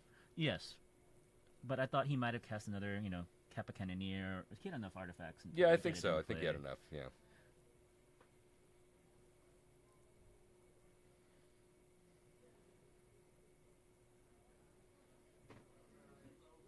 It's good. Yeah. I think we were good, like, right after you left. Oh no, I had to reset it. Oh, the camera's on, like, right when you close the door. Oh, That's all right. Good. No worries. good. Still working out all of the kinks for the stream, but that is perfectly all right. Do you think he doesn't sleeve because it's an 80 card deck and double sleeving would make it feel much more uncomfortable? I have seen him. Yeah, that doesn't look like 80 cards. He's Double playing a sleeve Yuri for in this, sure. though. It looks like he's shuffling that up pretty easily. Maybe the Tabernacle is the only double sleeved card in the deck. I'm not sure. That's a possibility. But the way that he's also handling those cards, oh my gosh, I'm not brave enough for that. He's not ungentle. No, but it looks like it's 80 cards single sleeved there. Right. I mean, it looks like it's not that large of a deck. It looks like I've a 60 also card seen double. him. I've also seen him run 60 card versions of decks that are single sleeved. So it's not just for the shuffling purposes. Remember, your Maybe it's cards just not bring worth it you for him to joy. shuffle 'em. If you never sell them, they're valueless. So That's exactly right. Yeah, doesn't matter if you plan on keeping them forever. It doesn't actually matter at all. You're exactly correct. all right. And I'm impressed. Both players are playing at a pretty fast pace. I don't think we're going to have a problem finishing up game 3.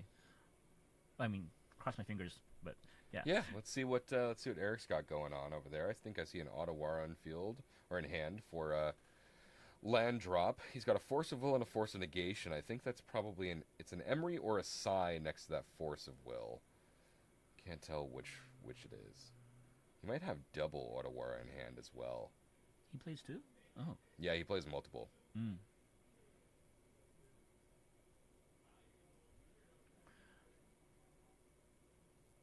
And it looks like Heath is shuffling?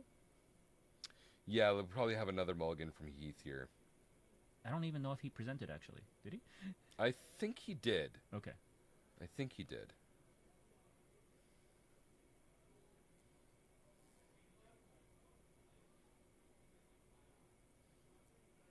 I may be mistaken. I guess we'll see here in just a second. Was that a ratchet Well, that's bomb? I couldn't tell. He mulliganed so quickly.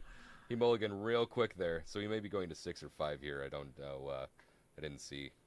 Like I said, I didn't see the first Oh, mulligan. no worries. So. I just haven't seen Ratchet Bomb played in Legacy in like 5 years. No, I think there's like better options in Legacy right now, right? There's Engineered Explosive is always a faster version, but it doesn't hit lands. right, yeah. And Powder Keg does hit artifact lands, doesn't it? Powder Keg does hit artifact lands, which is actually relevant against this specific matchup. Right. Yeah. So either Powder Keg or It's also on the there's reserve another list, so why one not? that's seeing play. Is that other Karn's than- Chalice or was Karn's What are we talking about? Ratchet Bomb replacement cards. or possibly Powder Keg? 'Cause I think it might have been a Powder Keg. Doesn't it? Or are we just talking about specifically colorless? Yeah, like colorless cards, artifact cards that. Okay. Heath just said hi to the camera. Well, I think he's mulliganing And down. he I think he's mulliganing down to mulligan four. to Yes. 4 here. So 5 or 4, right? Yeah. And he was I think I hit expressing the his camera. dissatisfaction with I left. think I accidentally hit it. There we go. You get there. Wonderful. Fuck with the camera as much as I can. That's all right. We can do it between rounds. Yeah, I think Heath's mulliganing down to 4 here. That's one thing I do not like about Urian decks is that the consistency is kind of hard because it's 80 cards. Yeah, Power level's through the roof, but I'm not a mathematician in any way, shape, or form, so I don't really understand the numbers, there, the statistics in your likelihood of drawing cards. Obviously, you add more lands because you're adding 20 more cards. You need to see, the right amount of things. No lands. And it looks like he is okay. So this is the fourth mulligan. He is now mulliganing to 3.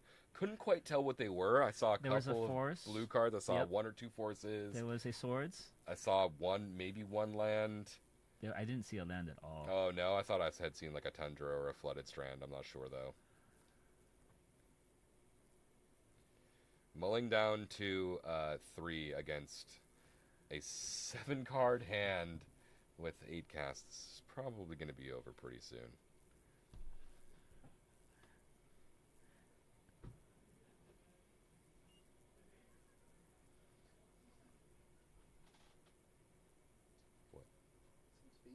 Oh, no, there's a car behind you. Was the car? Well, okay. Or was it the bomb? I typed in Don't say destroy that. all Okay. artifacts. We got Echoing Ruin, destroy target artifact and all artifacts with that same name, Serenity, Brotherhood, and Corrosion. Is he playing a powder keg? I'm just curious. A powder keg. I don't have access. Yeah, to we don't have his full list, Okay. but I think you said you thought you saw a ratchet bomb. It wasn't a so- ratchet bomb. That's I thought it. that was Powder keg. that is a powder keg. Oh, okay, so it is powder keg. Yeah, yeah. Right. Okay. Yeah, I think most people are playing powder keg over ratchet bomb. Because powder keg hits lands. Exactly. Corrosion? What? Corrosion. I Yeah, I haven't think seen you were that in looking up- forever. Is that the He put a rust counter on each artifact an opponent controls. If the number of rust counters on an artifact equals or exceeds that artifact's casting cost, bury the artifact. And you pay to keep it in play. Yes. Yes, cumulative upkeep. One. Well, he kept a 3-card hand.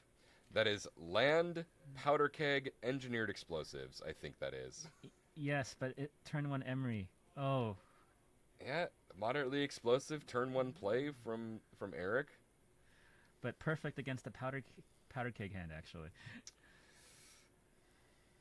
Oh, there's the 1 ring in the yard. So we finally at least get to see it in the match. Chalice on That is one. a chalice on 1. He may scoop. Well, he has a brainstorm, so end of turn is probably going to be a brainstorm here.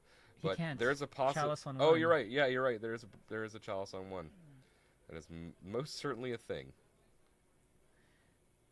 He just wants 1 more mana to cast the 1 ring just to see what happens. So he's bobble, bobble, bobble. He just triple bobbled this turn. So he is about to draw 3 cards. And he finally, okay, so he hits the second land. So he can play that powder keg now, right? Yes. Okay. But there are no artifact lands in play, so that's favorable. No, to but Eric. you can still hit all of the 0 drops that he Chalice has is in gone. play.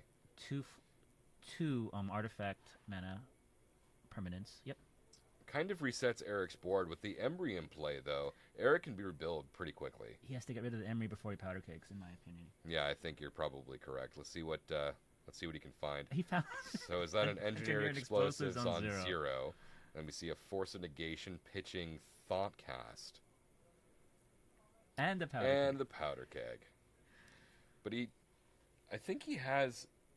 Does Eric have another counterspell in hand? He used to. He does. He has Yep. a force of negation pitching force of will. Okay. And that's it. And there's the concession. All right. He Good had game, to try. actually. He had to try. I give Heath credit. That almost came back. It could have for sure. Yeah, if he found a maybe a prismatic ending for The for chalice. the Emery. Well, No, the not for the Emery, you're right, chalice. you're 'Cause, yeah, either if engineer explosives or if powder keg resolves, Right. then It he has to resets find Eric for a turn or two. For a turn or two, but Eric can start, getting baubles back every turn and drawing more cards, and eventually just start playing the 1 ring, and that's such massive card advantage. We're not getting that on camera today. I'm sorry. I mean, we saw it in the graveyard. We saw it in the Okay, graveyard. all right, I don't know how all many right. players in the room are actually playing the 1 ring, but it's probably more than just Eric. True. I hope it's more than just Eric, because that card is a powerhouse. I know Eugene played it once in his Radcoast list. It's out there right now. Ah. It's out there right now. Okay, so we have confirmation from our producer. You're letting somebody borrow the deck? Yeah. Okay. Was it just Very 1 good. or 2? So there are more 1 rings possibly coming up on stream at some point in time tonight. I also lent out a black-green reanimator list, so I'm hoping. Black green reanimator. Yeah. Interesting. What's the green for? Dryad Arbors. Dryad Arbor. Okay. Sure. Dryad Arbors, Natural Orders. Oh, that's the color. No. Yeah. Yeah. Well, Dryad Arbor is the green splash. Yeah. Grists, Outland Liberators. Okay. Sure. Witherbloom Apprentice. And Natural Order. Collector Oof. Oh. that's the sideboard transformational. Oh, that's the sideboard. Okay, transformational sideboard. Yeah. Okay, so you're splashing green for a transformational sideboard Right. into... Is that a Lotleth Troll main? Yes, because I can Green Sun Zenith for it, and there was the cheapest discard effect in green I could find. I'm with it. I'm right there I'm with sorry, you. I know my decks aren't necessarily competitive, but they're fun. That's all that matters, though. But we're playing Except a format Angel that isn't Stompy, which is strangely competitive, even though it Is shouldn't it? be. It's 25, 5, and 6 right now. 25 and 6. 5 and 6. Oh, 5 25, losses, 6 5. draws. Wow, 6 draws. Yeah, just didn't want to play the fourth round. Oh, okay, sure. All right, I guess that counts. Yeah. Yeah, not Okay, actual otherwise it's games that 25, you've 5 played. then, yeah. 25 and 5. 25 and 5. That's what's the percentage? Like 83%. maybe. 83%. I'm not a mathematician, like we've already said. So. Let's send it to advertising. So we are going to. We got about 10 minutes left in the round here, but we're gonna go ahead and grab ourselves some water, take a little break. We'll be back with round 3 in just a little bit. Everybody, stick around. And if you liked any of those cards, please take a look at Collector's Legions or Spellhold. Support our sponsor, essentially. Fantastic. Yeah, exactly. All right, we'll see everybody in a little bit.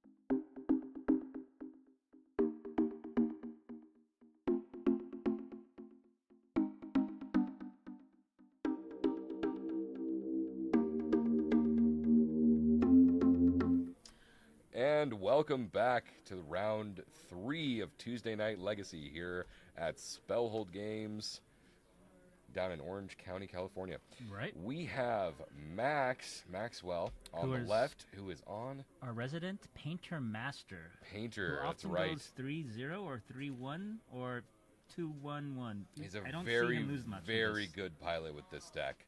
And on the right, we see the pilot of one of your amalgamations. Yeah, I'm looking at it with a little bit of horror because I don't know how it's going to do in this matchup, but Yeah, so this is a black-green reanimator list with a transformational sideboard, is that correct? yes, a lot of actually reanimator decks are playing transformational sideboards right now because, well,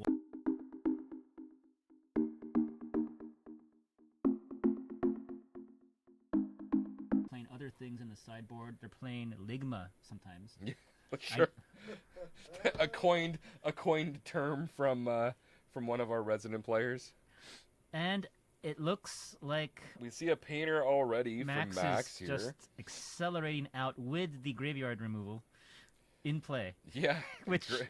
I don't know how that happened, but that's bad luck. Main deck Soul Guide Lantern from our painter player against a reanimator deck is pretty good.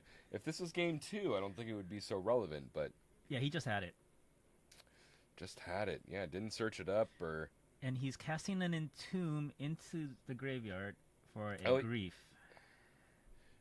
we're on turn 2 right now, right? Yes. Okay. It's been on for 1 minute.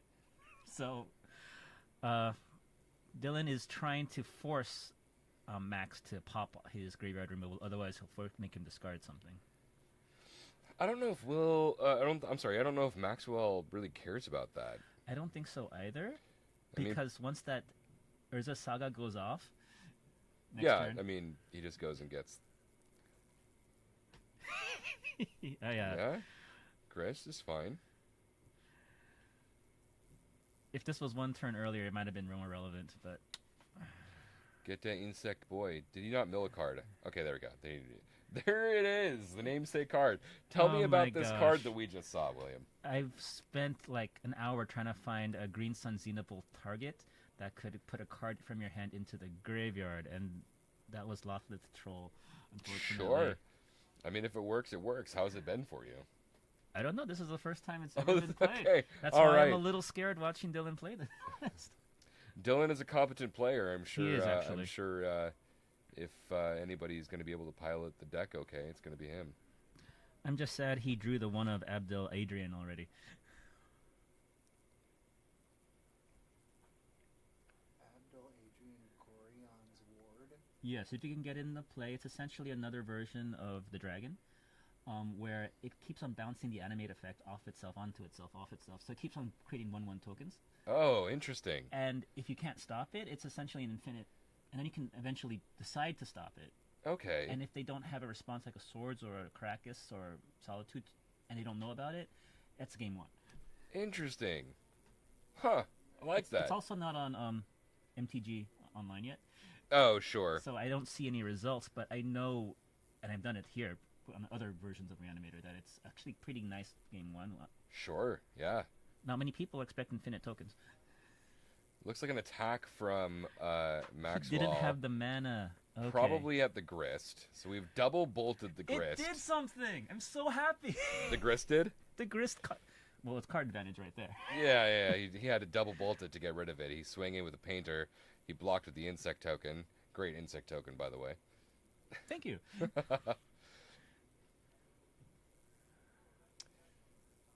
Seeing what is happening over on Dylan's side here. William, you short That- cards. Looks like a Dark Ritual Yep. into Hardcast Hardcasted Grief. Yeah. Oh, Grief. I'm sorry. Grief, Grief, yeah. thank you. Hardcasted Grief. And we see a Karn, a Bolt, and a Dragon Engine. Well, goodbye, Karn. Probably goodbye, Karn. Although he doesn't have the mana really for that He's yet. taking the Lightning Bolt. That's Quite understandable. interesting. It's understandable. I mean, it is the thing that answers the grief, but how much does Dylan care? There we go. Playing out Dragon Engine. Okay, card's pretty good. William, this deck is 57 cards. Oh, let me send you the rest of it.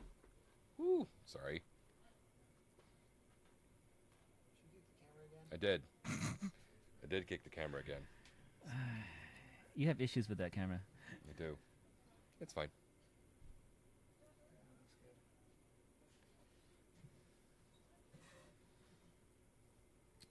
good. That is an animate dead. Looks like He's forcing the pop on the if graveyard. it targets. Yeah, okay, sure. He let it happen. Yeah, I think it's also yeah. So there's the extra Karn gone there. But It's now fine. I'm worried about. Sorry. Now I'm worried about the recursion with the dragon, which also has double strike, so it's a 4/4 attacking. Oh, okay. Another painter, sure. He does not want a artifact to go into Max's graveyard. Now we have an interesting line, not line, but Max can double block either of these griefs with these painters and actually block semi-profitably. Mm-hmm. If he double blocks one of the griefs, the grief will die, one of the painters will die, and then Max will only be left with a single grief. See, there's the double block here. Right. He'll kill one. And then once that one's in the graveyard... No, he he'll- won't kill either because the animate dead gives it a -1, -1, I didn't even right? think about that. You're right. You're right. I honestly think Max would have liked one that died. Then Yeah, he I'm could really started bouncing the dragon. I'm kind of surprised that. He didn't block the one without the... Well, no, Animate he dead would on have it? lost a painter if he did that. I know. I thought he'd wanted one Oh, in the okay. graveyard, Yeah, so I then see. he could bounce it with the goblin Right, and right. start drawing 3 cards a turn. Got it. Yeah, that could. Yeah, that might have been a good play. Yeah. And we're back. Oh, he already had a... Oh, there you go. He's going to continuously get the creature... Sorry, the graveyard removal in and out of play. So, And that's very good because he can just continue to draw extra cards every single turn. right, and now he'll He can draw just continue 3. to weld them back and forth, back and forth. Yep. And that is a Fable of the Mirror Breaker from Max. Mm-hmm. He's grinding to the win. The next turn, he can draw 2. Oh, he has to discard 2 cards to draw 2 cards, right? He has to discard before he draws. I thought you had to draw 1, then you... Right, so you can draw for turn. Right, and then you And then discard... discard up to 2. Right, And and then draw draw. that many cards. So he's in. Dylan is entombing here. See what we entomb for.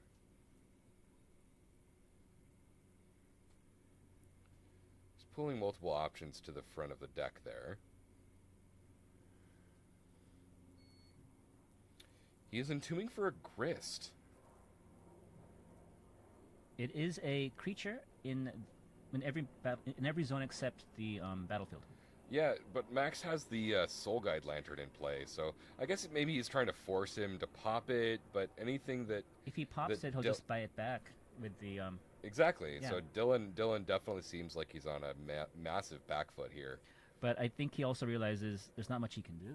Yeah, I mean, he's probably just got to play cards to try to do something. Right. Yeah, so he just welded away one of his painter servants to get back Dragon Engine. And he discards his hand, which is nothing, and he draws 3. Yeah, it's perfect. Dragon Engine's very good. See, Ancestral Recall exists in dragon form. Ancestral Recall is now colorless, ladies and gentlemen. And recurable.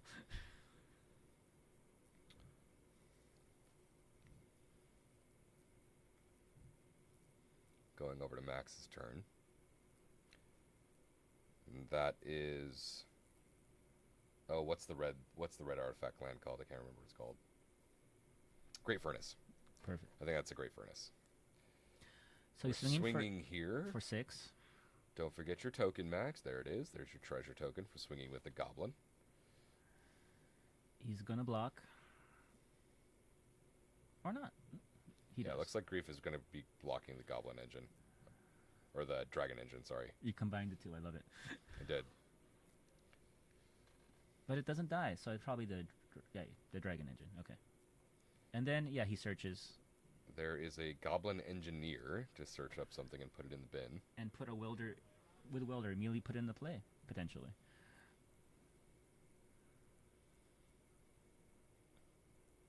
He just wins the game. Oh no, he has to have one more source of mana, right? It's 3 to activate Grindstone. Right. I'm wondering if there was a Lotus Petal in that graveyard or not, because there's a treasure token right there and 2 open. Oh, so he has I forgot about the treasure token. So Right. he could just win the game right now, right? Yeah. So he just wins the The game. board state was a little confusing. Yeah. So he can. I mean, he can just weld away any artifact to get Grindstone into play, then activate Grindstone because he has the painter on field. Right. Yeah. So that's the writing on the wall there. I think Dylan would generally have been favored, except the turn 1 graveyard removal was in the hand. Yeah. Now, this is obviously your deck, right? Right. That Dylan is playing. Does he just board in 15 cards here to play that entire transformational sideboard, or I honestly what are we looking at would, here? because I'm not sure if Max plays the fairies, the surgicals, or the ley lines, but last I talked to him, he liked the ley lines. And unfortunately, fortunately, the Reanimator deck does have answers to it, but they're slower, which will allow him to just pretty much ramp unhindered. Otherwise, if you go for the, I guess, Chain of Smog win, I don't think Max knows that's actually in the sideboard. No, probably not. I mean, I wouldn't be expecting a transformational sideboard either. I almost never expect one. But you're saying that you said earlier that Reanimator has been playing that more often. Sometimes they go on beatdown because they just put in the Thothies, they put in the Bowmasters, and they put in 1 or 2 like beater creatures and they see if they can win. Because if the opponent mulls to their sideboard hate, how often did they mull? Right, 6, 5, right.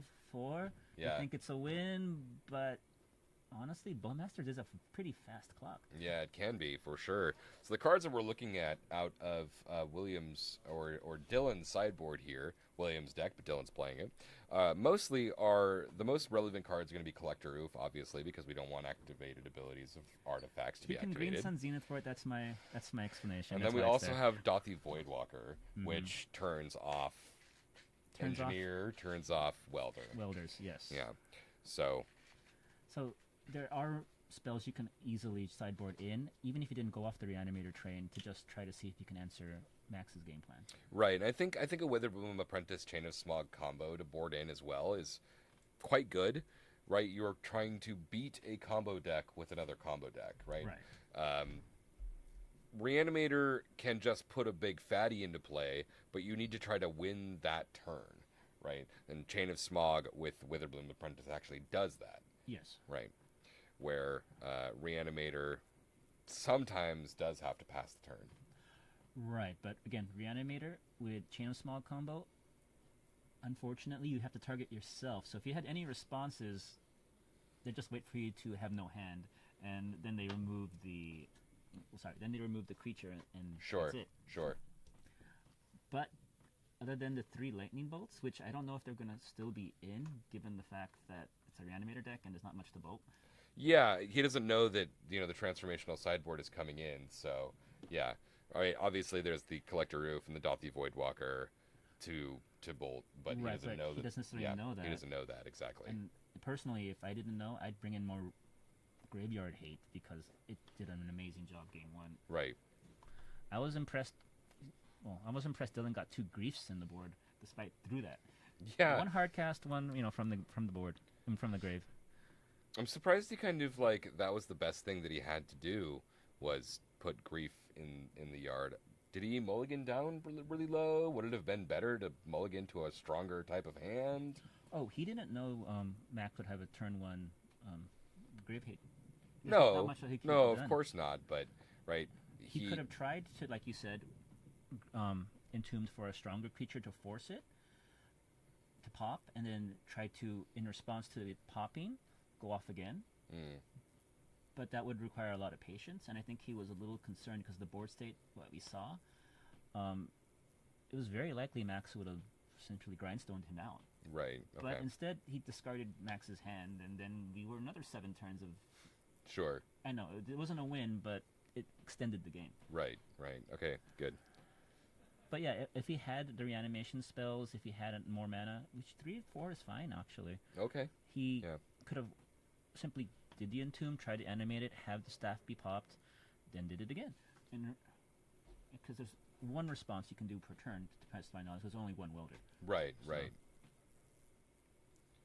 Players looking at their hands here. Dylan deciding what he is keeping. He's mulled to 6.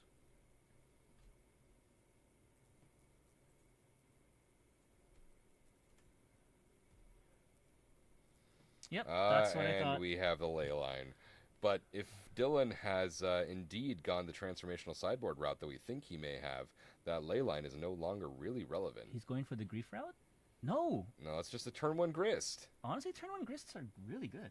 It seems like a fine play and doesn't quite affect...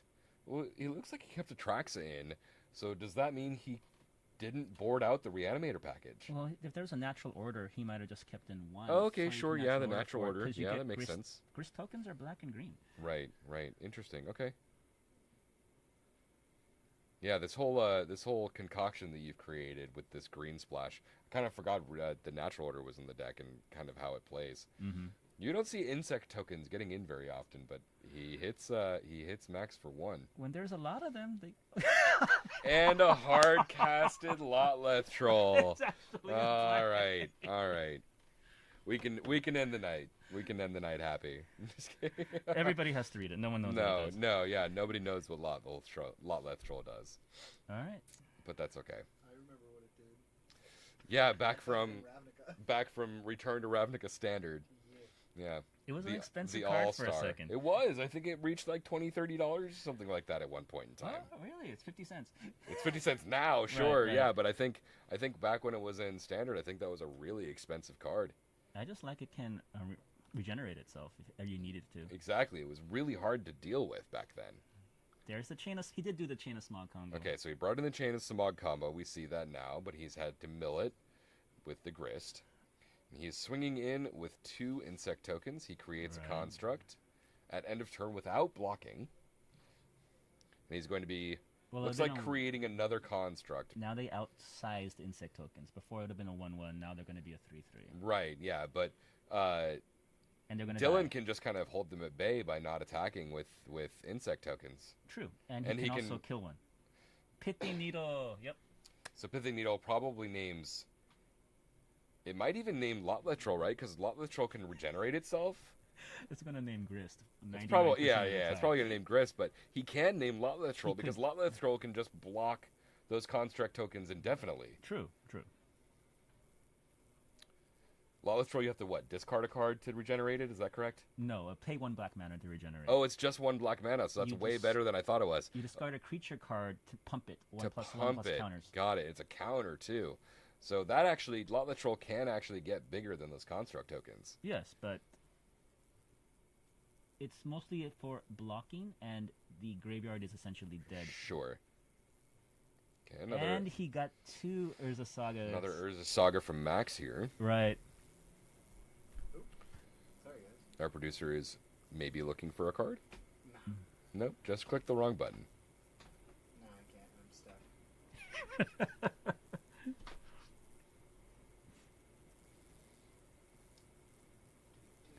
Don't mind me. There, got you back. So we see an Unmask pitching an Entomb from Dylan, and he takes the Pyroblast, or Red Elemental Blast, I think that is. Mm-hmm. I'm a little confused why he kept the Entombs if he was going to go the Chain of Smog route, but it's fine. I mean, he can reanimate a Witherbloom Apprentice, so... That's true, but you normally bring that in if you think your opponent's going to bring in ley lines or something. Sure, so- yeah. Maybe he wanted all of it. Yeah. He wanted all of the things, It's the right? first time he's So- playing the deck. He yeah, doesn't know exactly, how it works. exactly. So Lotleth Troll blocks 1. It looks like He regenerates it. Insect Token is going to be blocking the construct, just so he doesn't take the damage here. Right. And yes, you are correct in that Pithing Needle did name Grist because he just activated the Lotleth Troll, but then he Mhm. bolted in response to the Regenerate on the stack. regeneration ability. So Lotleth Troll is gone. Insect Token is gone. Dylan is left with 2 Insect Tokens and a useless Grist. Mm-hmm. Maxwell is pulling ahead here pretty Is that a quickly. Looks like Dinosaur? I think it's meant to be another construct token, Oh, okay. but I don't quite know what the token itself is that he's using. But as long as both players understand what that token is representing, it's fine. Well, now each construct is a 5/5. Correct me if I'm wrong. That's correct, yeah. Each So he construct is a has 5/5, about 20 to be power. a 6/6. 24 power on the table. Yeah, he's about to be a 6/6 because he hasn't got... Confused why the grindstone came out instead of. He might have a painter in hand. Oh, true. Or he could just swing. Yeah, or yeah. I mean, you know, why have only one thing when you can have it all? True. Looks like the resident Chain of Smog player is very interested in the Chain of Smog on here. Yes. Oh. Yeah. So Yes. Bryson is asking in chat about Chain of Smog. Yes, it's Why Chain of Smog? because I play Green Sun Zeniths in main. No one expects me to search for the Witherbloom, and honestly, Chain of Smogs aren't bad for a Reanimator because you can discard your own stuff if you actually wanted to use it, Exactly. Very good. and you can stop it. You don't have to make sure you have no cards in Yeah, hand. you don't have to continue it. You don't have to perpetuate it. It just ends up being like a secondary 2-mana Thoughtseize for yourself if you need to discard a card. Pretty much. Yeah, good. I'm gonna go look for another match. All right. Yeah, this match is probably... Match is over. Oh, it looks like it looks like Dylan is pretty much done. I mean, like we were saying, 24 power worth of construct tokens is pretty hard to beat against an Right. empty board, an effectively empty board. Right. I was hoping he might have been able to get the Collector Oof on turn 1 or turn 2. That would have been pretty nice, but Collector Roof does not stop Urza Saga. True. So, and that's pretty much the only card Max played the entire game. 2 Urza You Sagas, don't and have then to just play ended up cards winning anymore. the game. Just No, Urza Sagas no. will win you the game. He boarded in the entire Chain of Smog combo. Yet again, what a day and age that we live in where a land just wins you the game. Luckily, at least in Legacy, you can stop it. In Modern, I'm not sure what the answers are to it. I mean, there are multiple answers, Blood Moon being a big one. That's beautiful. Blood Moon just obviously kills Urza Saga because it loses all abilities, but it's still a saga. Mhm. And I'm sure you know and understand how that interaction works. Yep. There is does Prismatic Ending can hit it? I think. No, non-land. Is it say non-land? Okay, it does say non-land. Okay. Yeah, that card is played in Modern, but I've literally never cast it in my life. So, what other ways? I guess there aren't that many. I guess there aren't that many in Modern, huh? Well, the beautiful thing about Urza Saga is that can stop your opponent's Urza Saga if you get it first, because you essentially get your Pithy Needle. You get your Pithy Needle As long first, as you sure. get your value. Yeah, you get your value first. Go and get your 2 constructs. Maybe they have 1, or you can just surprise them, right? But they can now answer your opponent's Pithy Needle, because now they have that card called, what is it? I'm sorry, 1 second. Oh yeah, Haywire Might. Oh, Haywire Might. Yeah, Haywire Might. So even though you might not be able to activate Urza's Saga with If with the Pithy Pithy Needle's Needle on it. field, it still cracks itself, so you can go and get a card. Yeah, Haywire Might's a pretty big powerhouse. And you gain 2 life. 2 life off of 1 green mana and exile an artifact is pretty Yep. good. And with Samwise, you can rebuy it. God. It's a thing. I'm sorry. Haywire Might's such a good card, and it says artifact or enchantment, so it Right, affects and it my exiles. my enchantress players. So Cauldra dies. Yes, it's a huge answer Cauldra. This big huge thing in Cauldra Complete. This little one mana might ends up killing it. It should have an honorary mention in Pox. It's a virus, I'm telling you. All right. All right, we are looking for a secondary match here since we are only halfway through the round. Our producer is going to look to see if there is anybody that can get a secondary match. So hang tight, everybody, and we will attempt to find something. Right. And hopefully fix the camera in a second as well.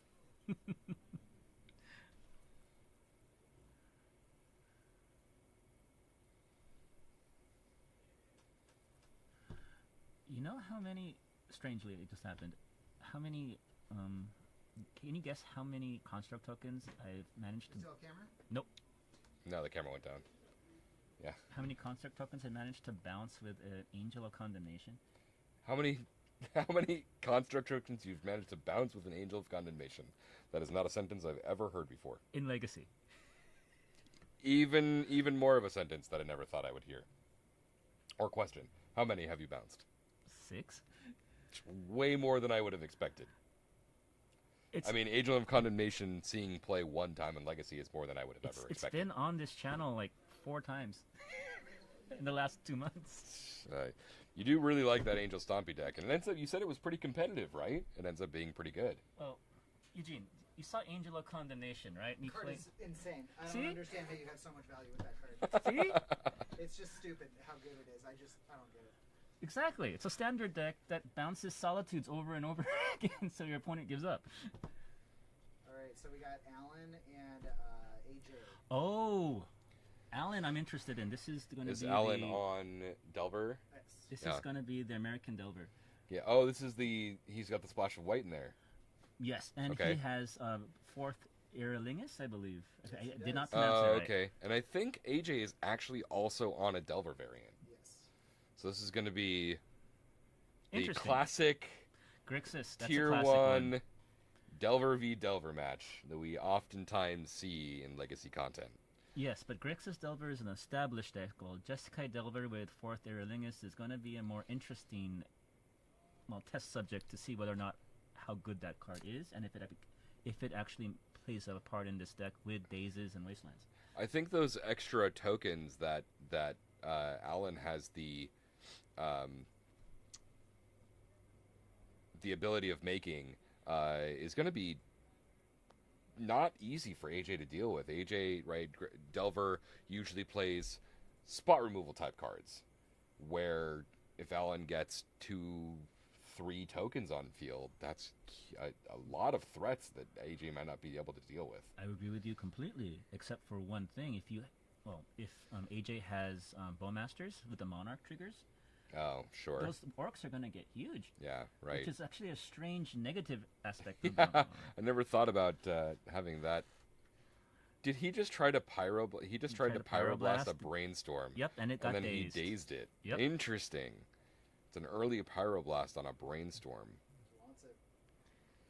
He wants it. He may think Alan might have been mana screwed, potentially. Well, he's already played his second land. It's only second turn of the game. Yes, and I would not have done that. Yeah, I probably would have done that either, but I am not a Delver player in any way, shape, or form. I've tried. So I would... You have tried. I tried, and I annoyed you immensely when I played it against you, because I didn't know what my cards did. I was like, how do I brainstorm and ponder? Oop, I shuffled the cards together. What's happening here? Judge!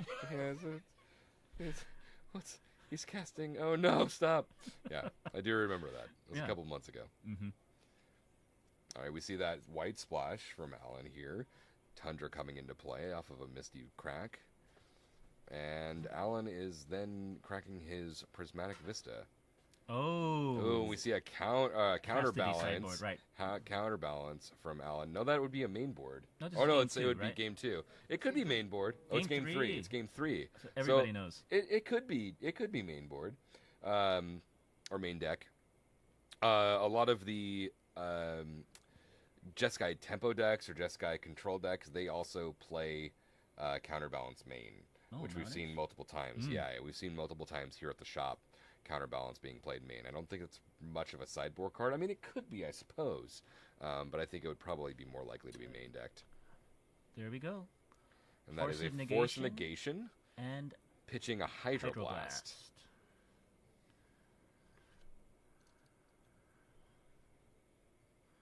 Oh. See a Wasteland from AJ here. Right. And AJ's got basics on field, so... Oh, okay. That is an EE on And 1. Engineer Delver explosives fodder. on 1.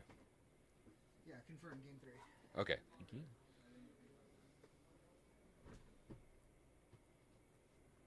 Another brainstorm? Are we going to see another Pyroblast? No, Brainstorm resolves.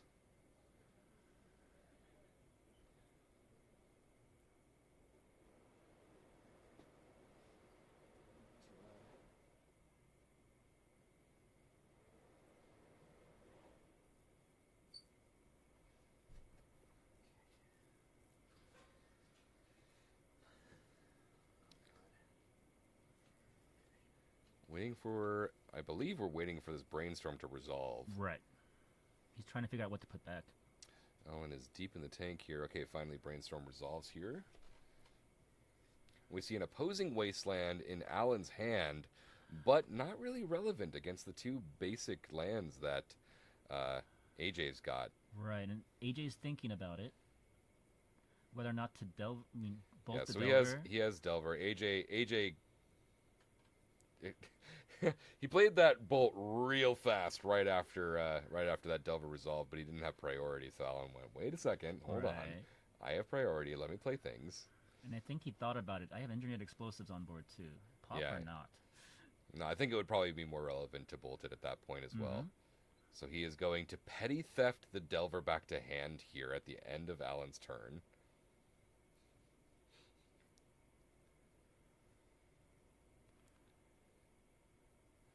And AJ is cracking a polluted Delta, probably looking for that second blue source so that he can play the fairy. Oh my gosh, Oh. I just forgot that. Brazen Brazen Borrower, Nope. thank you. It's a Murktide. gives me so much shit. You standing back there scared the hell out of me. Didn't you know? He was always there. He's always there. Yeah, so he can play that Brazen Borrower. So that opposing Wasteland. Okay. I mean, that's fine. It's an Yeah, answer. Murktide comes down, but he just gains a bunch of life off of that Swords of Plowshares from Alan. Ruination? What is that That's card? a ruination, right? Destroys What does that card do? all non-basic lands. Destroy all non-basic lands. Armageddon, one-sided. It's one side. Oh Because no, he's it's not playing one. all basics. Well, he had an Ottawa on field to be able to He play had that. mostly but yeah. all basics. He had mostly all basics, yeah. But That's pure value, though. wow, Ruination, definitely not a card I thought would see play. I've seen it so many times Really when I was on DNT. interesting. One of the Just Sky Stoneblade players loved it. Against D&T, Yeah, he blew up so many ports. but doesn't D&T play a lot of basics? So is it even it does, irrelevant? but you have to draw it. Oh, and sure. if you don't, your Krakuses, your Wastelands, and your ports die. And if you have any specialty lands, Sure, yeah. Interesting. Alan is at 0 lands right now. Yep. Staring at a 3-1. yep. Coming in every single turn. Alan definitely feels... Fourth Aerolingus, yep. There it is. There it is. There's the namesake card that we were talking about a little bit earlier. Sad that he wasn't able to cast it. Alan on 0 resources right now. Alan has so many resources. None of them are usable. Yeah, he has a lot of cards in hand. Unable to play any of them. Right. AJ taking complete control of this game right now. I mean, Alan just does have to just find like red source bolt to be able to take care of it, but AJ's got multiple cards in hand as well. Probably some amount of counter spells. If he has a Daze, a Force, Pyroblast, sorry, Aqua. We already know he had Hydroblast in his deck. Hydroblast, yeah. He found a. That is a hollowed fountain. I'm sure it Maybe was supposed because to be he doesn't have another Tundra. Tundra. Maybe Right. it's on purpose. I don't know. There's the swords. a Flusterstorm. And a Flusterstorm.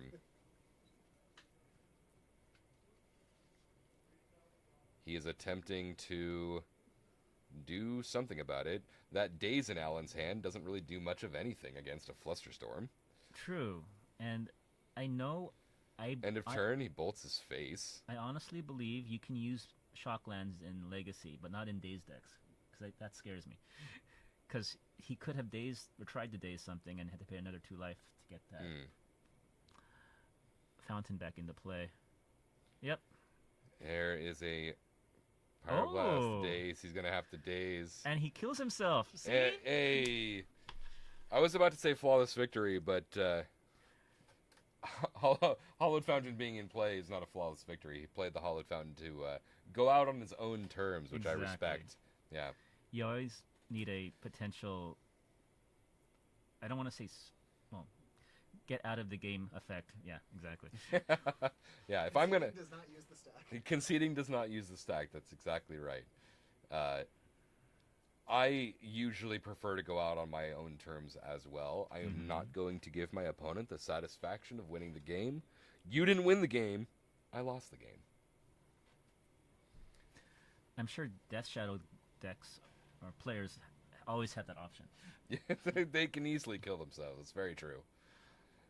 I love when players do this too. They usually talk after the game is over. They talk about their sideboard options, course. different things that they could have or should have brought in that they didn't. This is one of the this is the gathering part of Magic that I love so very much, the camaraderie and the fact that everyone's super friendly with each other. And and they could just pack up their things or walk away from the table, but instead they talk with each other and figure out how to become possibly better players. As we're not necessarily sponsored by Wizards anymore, or supported by Wizards in any way. Yeah, Legacy is not really supported by Wizards. However, they did just give us the One Ring in Orcish Bowmasters, so True.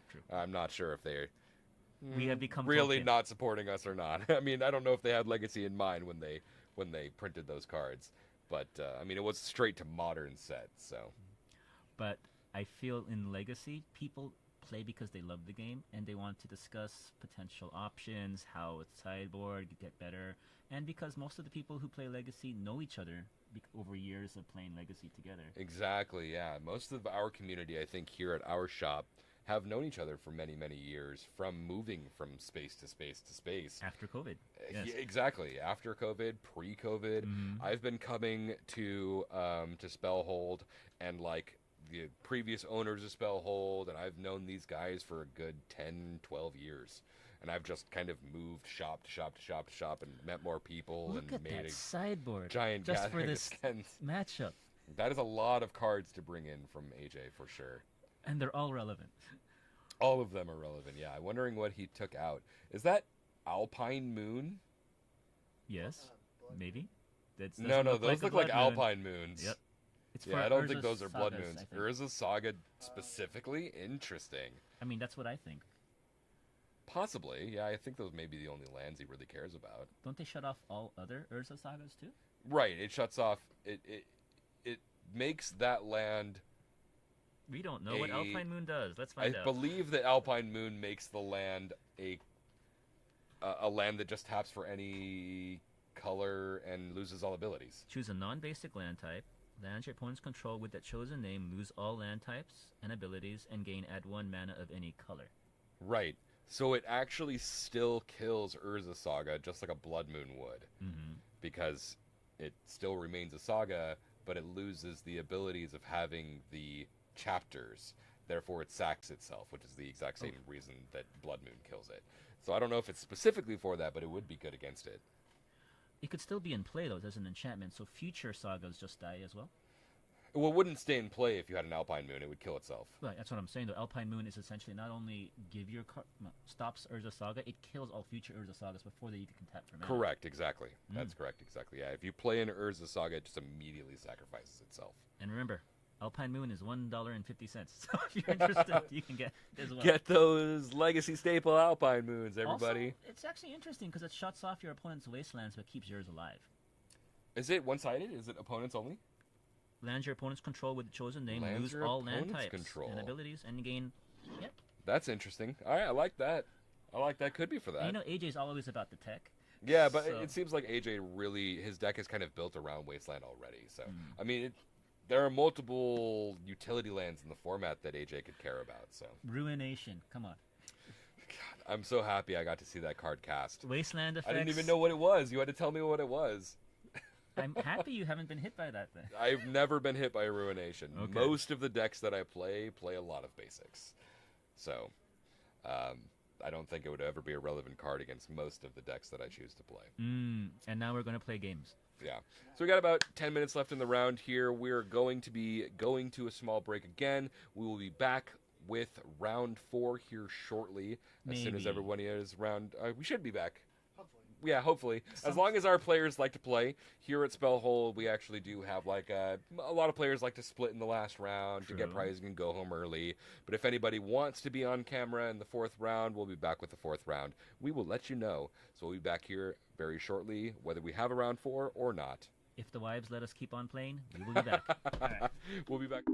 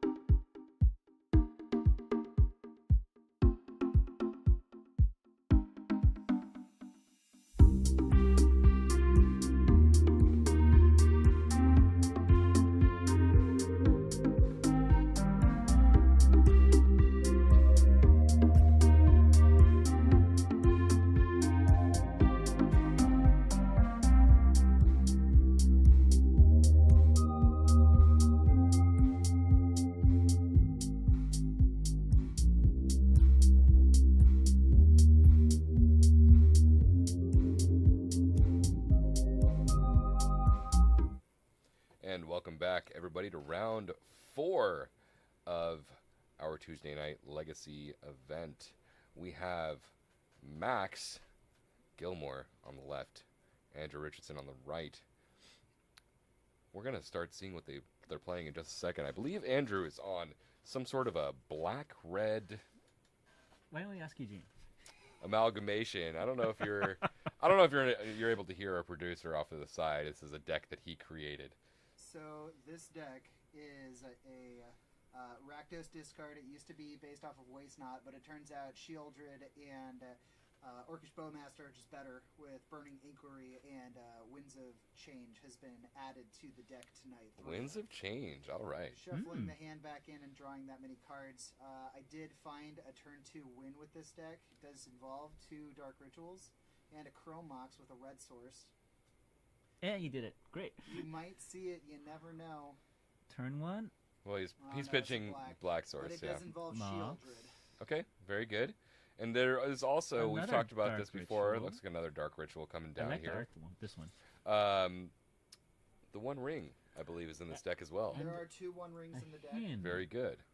We now see you a get Hymn to see Torok. what Max is playing because it's going to be in the graveyard. The fun part about this game is Max does not know what deck Andrew is on. Max often likes playing against Andrew specifically because he is vexed by the fact that he cannot win against him. Is he just going to... It just doesn't hit the 1 through 7. Yeah. Okay, there you go. And Andrew generally loves playing Delver decks of all types. It's Teferian and Brainstorm that got discarded from the Hymn to Torok. Now, Andrew did not keep lands. He just kept a Chrome Mox, which is really interesting. I am concerned about this. We see a Burning Inquiry in Andrew's hand as well, which a moment ago Eugene just explained, how it kind of combos off with Shieldred and Orcish Bowmasters in a really positive way. And we see Orcish Bowmasters in his hand as well. And I'm not sure what that last card is. Might be another hymn. It looks like a shiny alt art version of some sort of a card. I might be wrong.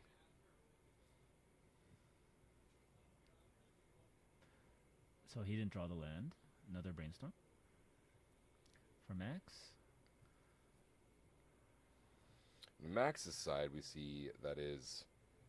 It looks like a Mystic Sanctuary, a Force of Will, And I which see are a the 2 cards that he's putting back. I see a Stoneforge, I think, in his hand, too. Oh, he's on... He's on Cephalo Breakfast. So there's like 5 different versions of Cephalid Breakfast. Oh, Stoneforge goes and gets Shuko. Yeah. So that makes sense. Yeah. And the Singleton Cauldron in case that doesn't work. Right, yeah. It's always good to have a backup plan.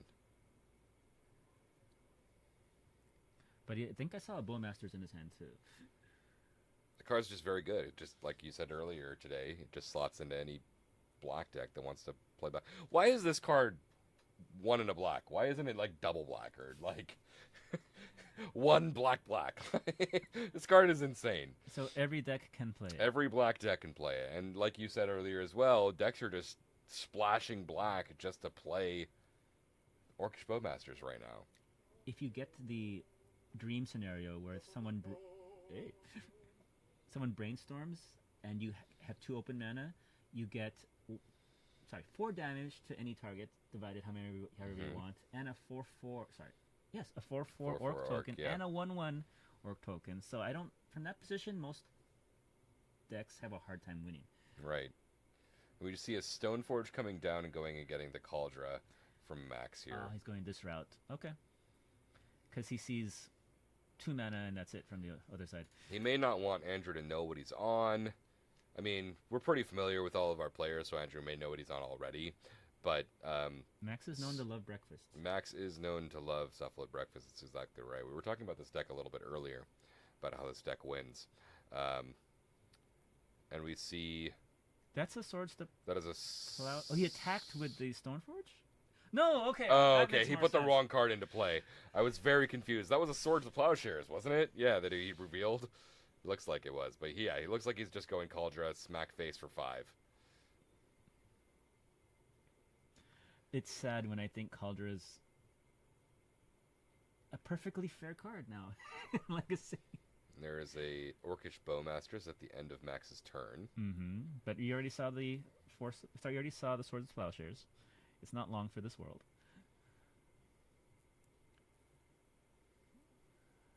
Swing for 2. And Max just takes it. Mm-hmm. There's 2 black and a Dothy Voidwalker. Nice. So I hope you like our background music. I don't know if they can actually hear it. These mics are pretty good. He might not be able to pick it up. Excellent.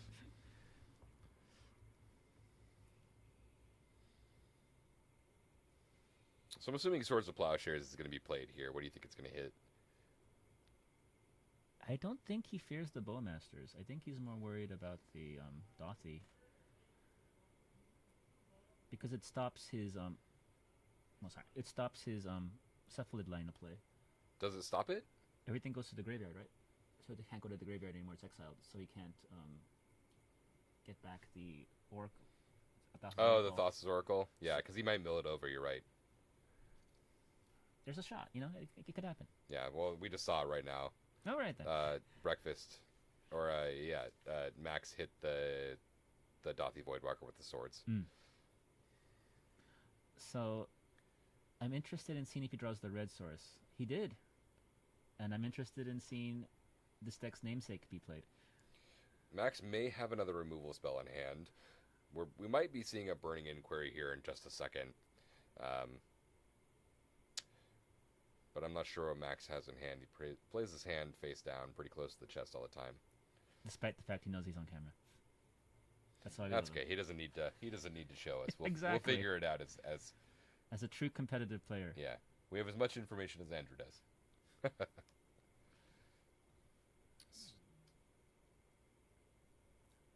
He may be looking to play a second Bowmasters here so that he can get crazy good value off of the Burning Inquiry.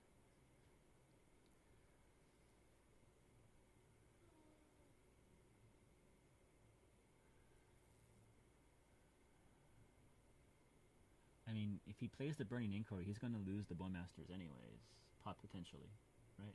Potentially. Draw 3 random, so...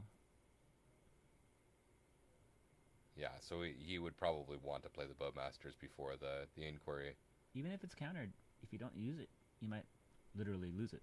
Yeah, it looks like Andrew's really tanking on this Bowmasters.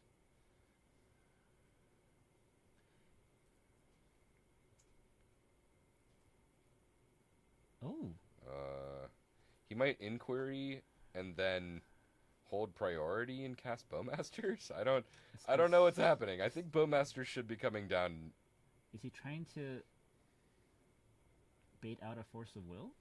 That third card in his hand is an opposition agent. Oh, so... Okay, so there's the Burning Inquiry. I think he's going to see if he tries to counter it. Yeah. Okay, it's a Bowmasters. To Bowmasters, yes. Kill the first Bowmasters in response. Kill the Bowmasters That's with the other a really good line. Is there a from force? Andrew? Yes. Is there a force? That's a really good line from Andrew. Okay, triggers are happening. Although Andrew's trigger should happen first. Yeah, I think Max is simply declaring targets. Okay.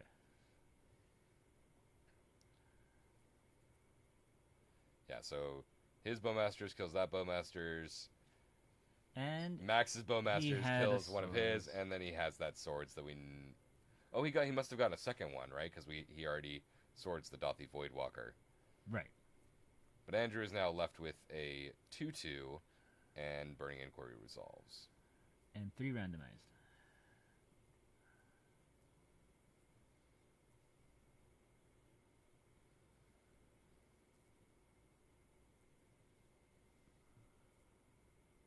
They're going to roll for it. Mm-hmm. That's what they did earlier too.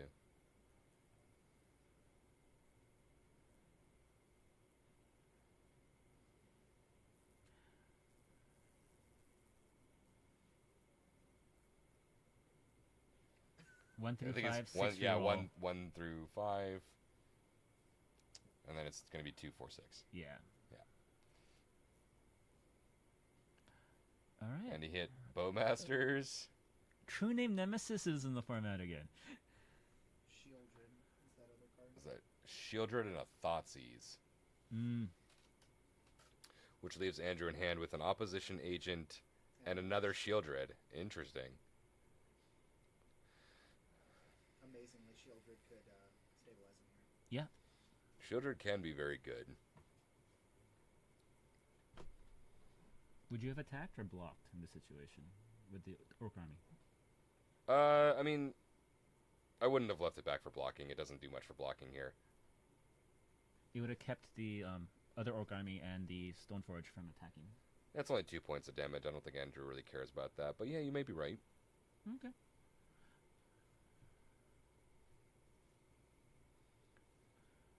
I think Andrew is kind of playing a race game here. He's trying to get that fourth mana source so he can drop that Shieldred as quickly as possible. Right. Is that the equipment, the initiative equipment in Max's hand? Oh, what was that? Which one was that? In Max's hand, there might be... What was the initiative equipment? I know what you're talking something about. torch, Yeah. right? Trailblazer's Sword? There we go. Trailblazer's torch, yeah. So Max might have Trailblazer's torch in hand, which gives him the initiative, which is just an unbearably broken mechanic. So if he doesn't draw the fourth land here, I'd probably say that's game. I don't think he drew the fourth land. Does not look like it. Oppo? Oh, no. Okay, that's another blocker, I suppose. It's not enough. I don't... Let's see, 1, 2... He has 4 toughness. 5, 6, 7... Okay, let's see. He can survive one turn. Andrew was very angry with me that I didn't have the correct token. Oh, he... What, for the goblin? No. Is that his OCD? It's a brand new addition to the deck tonight. Oh, So I Mm. just hadn't gotten the goblin yet. he's okay. He'll be fine. Those goblin tokens are like $7. It's a freaking token. That's ridiculous. There you go. You're right. And there it Trailblazer's is, Torch. Trailblazer's Initiative Torch. is activated.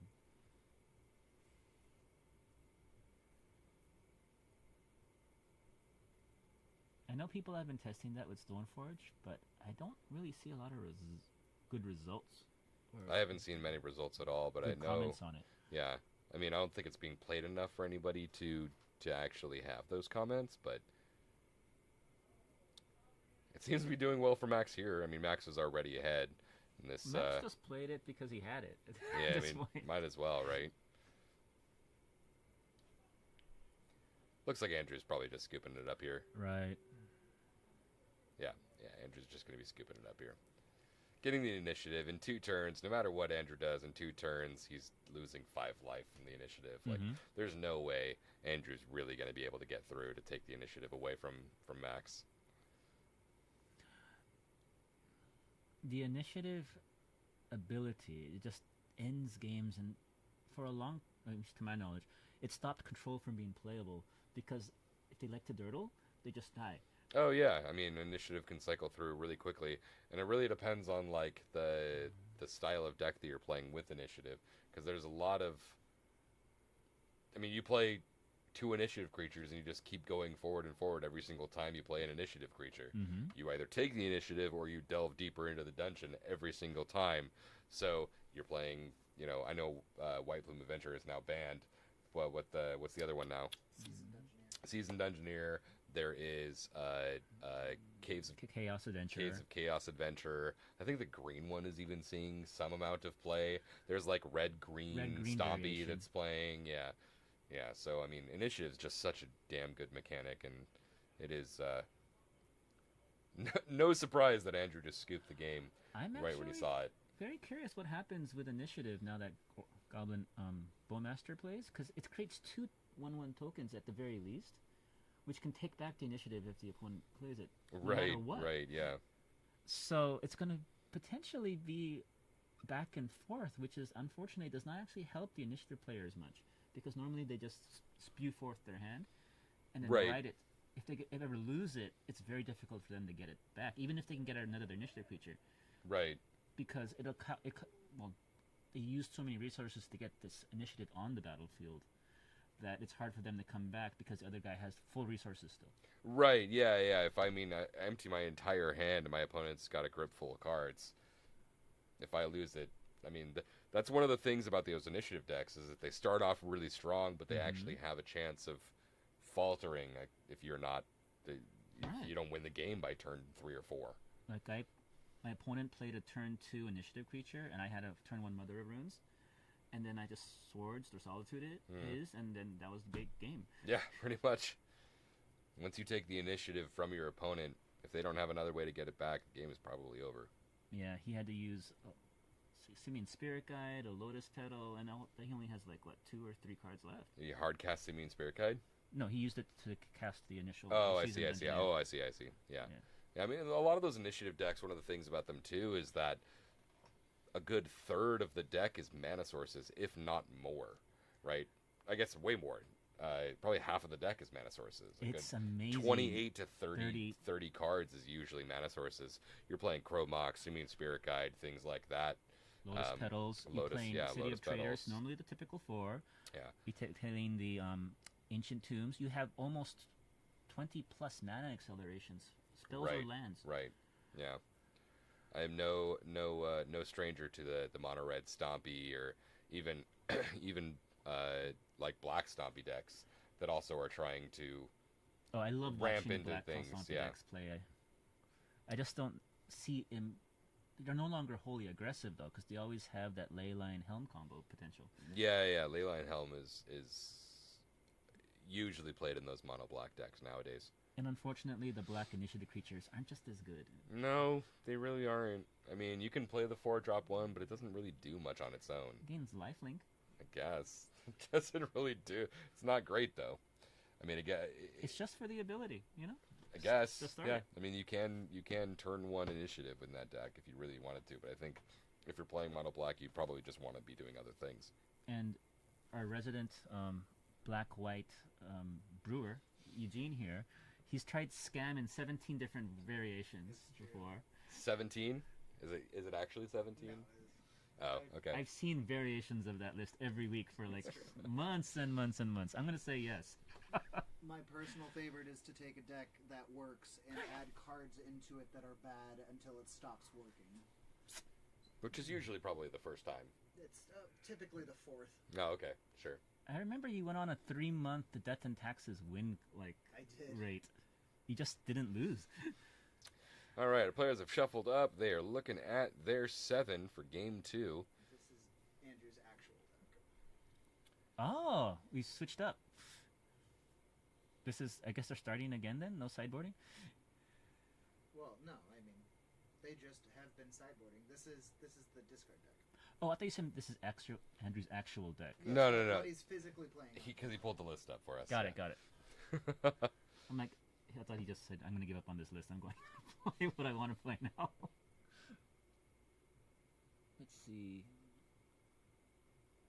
1 Scalding Tarn, 2 Polluted Delta. I'm kind of surprised that you have the Scalding Tarn in there. It's a non-black fetch. It's true. Is it just for the mountains? For the mountain. Badlands. Yeah, Okay. mountain. I guess you can get a Badlands with it. Grab 5 sources. Mm-hmm. I mean, the black lands can only grab, I guess, 7 sources. Yeah. So it's pretty close. I mean, yeah, I guess it makes sense. I love the Scalding fact- Tarn grabbed Badlands, and I guess that's all that matters. Yep, Which is Astral. exactly what Andrew did there. Dream Render in your sideboard. Turn 1 Dark Rituals, shut off all fetch lands. It's pretty good. That's 1 games. Looks like Andrew is Red Elemental blasting his Brainstorm, which is not Is the that a first time normal we've thing seen now? this tonight. I mean, I am not a counterspell player. I don't counter spells almost ever, so I don't know if that is just a good thing to do. But Andrew definitely wants to take Max off of as many resources as possible and wants to stop him from digging as much as possible to find the cards that he needs. Because Andrew knows that Max is playing a combo deck. Combo control. It can grind you out as well. Right, exactly. So Andrew wants to do whatever he can to make sure that Max is cut off of resources, including the card advantage that Brainstorm would give you, or card selection that Brainstorm would give you. I'm not a Brainstorm player, but I thought you wanted to keep it in your hand as long as possible. Brainstorm on turn 1 is quite often, or a very common play. Andrew has a 1 ring. Oh. but Max has a force. That's true. So let's see what he does. Is he gonna discard first to see if it's open? Yeah, so it looks like Andrew's got Dark Ritual. He does have the one ring in hand. So it's probably what we're seeing here. If he casts it, he wins. So I'd have personally waited to get some discard, because the card advantage is just unbeatable after a few turns. Let's see.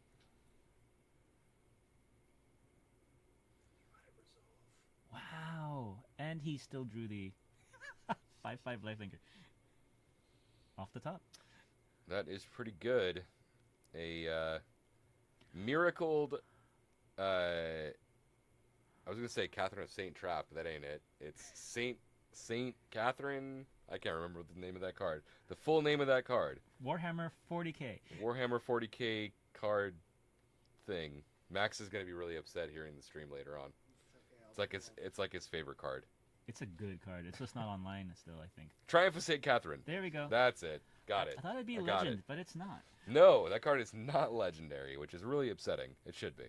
Card is very good. Max did name this deck Catherine Crunch. That is correct. Yeah, Max did name the decks that he did. Oh. Blah, blah, blah. Max named this deck Catherine Shieldred's Crunch. Edict? Yeah, Shieldred's Edict making Catherine get killed, which puts it Top randomly 6. in the top 6 cards of the library. They're all exiled and then come back into the top of the library. That's exactly correct. Which got really confusing because if you didn't have enough cards, you died. Right. Yeah. But no longer, I've heard. Right. The way that it was printed originally, you wouldn't be able to do it, but the way that it should work is that it does as much as it possibly can. Ah. Oh, and it looks like Max didn't have the other blue spell for the Force, which is why it came into play. Oh, I see. And Ashiok is a card that Andrew did board in here. Well, this entire Radcliffe Winds deck is go big or go home, so why not try to get it on turn 1? Yeah, and Andrew also knows, I mean, the only real beatdown plan that Max has is with the Cauldra. So he knows that that ring, losing him, multiple life a turn is not going to be super relevant. Max is probably looking to combo off as quickly as possible. Right. I mean, game 1, I don't know how often the deck goes off with the Stoneforge Cauldron plan, but it's got to win way more with Cephalid combo than it does with the beatdown plan, right? I can only guess that's true, but the beatdown plan happens probably a large minority of the time, just because it allows you to have a main board, like you said, plan B. Right. And a lot of people can't deal with Cauldron anymore, still.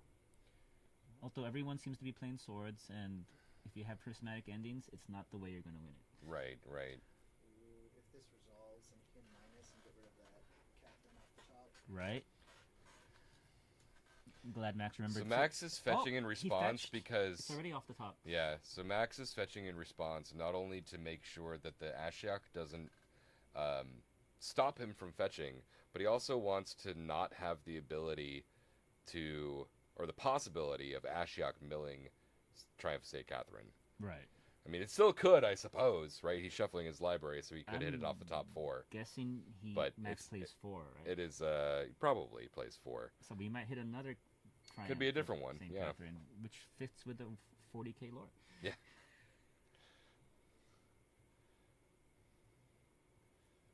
And we hit Stoneforge, Caracas, Force of Negation, and there was one Right. more card that I did not Is recognize. it a Dovin's Veto? Is that what that was? A Dovin's Veto? It was some multicolored card. I couldn't tell what it was.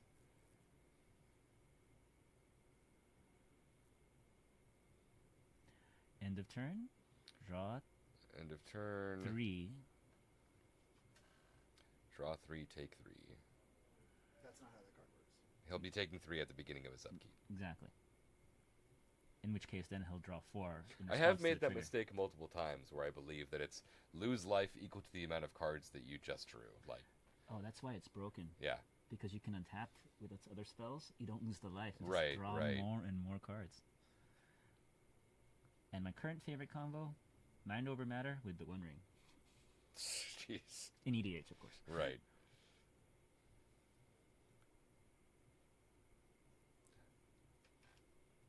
Okay, there's a Dothy Voidwalker Alright. from Andrew. That's He pretty has good. a win condition.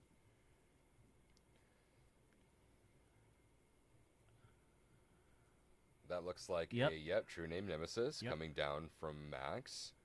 Obviously naming Andrew as the player. The life totals are gonna be. Well. It's back. It's back. It's back. Alright. The life totals are going to be challenged for Andrew, but if he can draw another of the One Ring potentially, or just get a Shieldred, I think this is game. He actually already has another ring in his hand. Oh, then it's not even a concern. Yeah. I mean, he obviously doesn't want to activate the one ring that he's got now. He doesn't want to lose 4 life. I mean, he could do it right now, I suppose, and then He doesn't lose 4 life. he will on his upkeep, is what If he I'm saying. plays the next ring, then he doesn't. Right, exactly. But He does have a shielder too. Shieldred could be very, very good here.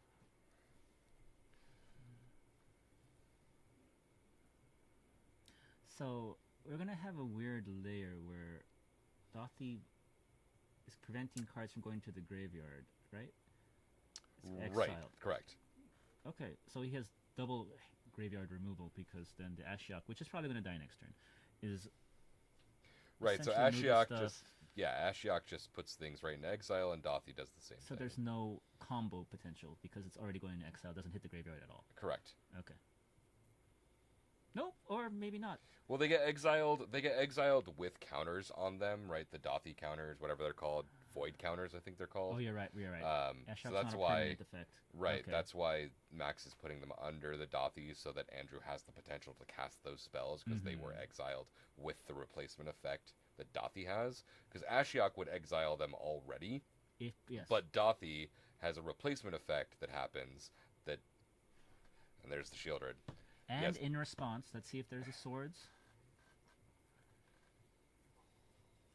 All right. So how it works is that he'll gain 8 life, right?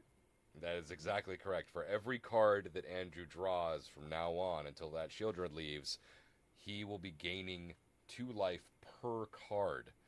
So the One Ring plus Shieldred is just And the One Ring has destroyed. game over, the maybe? game. Yes. I mean, No If- signal resetting. Let's see. if Linking. Max is able to get rid of Dothy Right. and is able to pull the combo together, he can still win with Thassa's Oracle. Oh, yeah. He doesn't need life total, right? Life total against Cephalid Breakfast is not relevant pretty much at all. Mm-mm.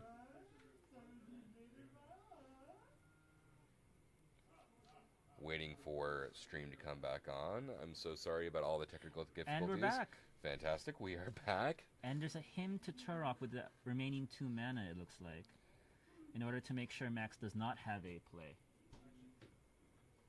Scary. So Max was hymned, and now Andrew's going to his discard effect. Max has 2 cards in hand now. Yeah, I think it's pretty hard for Max to come back from here. He not only has to have the removal for the Dothy, but he also has to have the removal for Shieldred, removal for the One Ring, if possible. Ashiok's dead, because life totals don't matter with the ring and Shieldred in play, because he can't keep up with it. Right.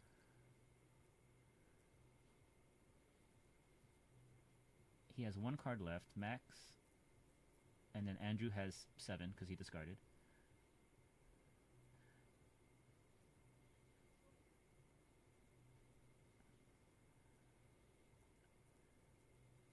I'm sorry, Eugene, does the deck need more One Rings?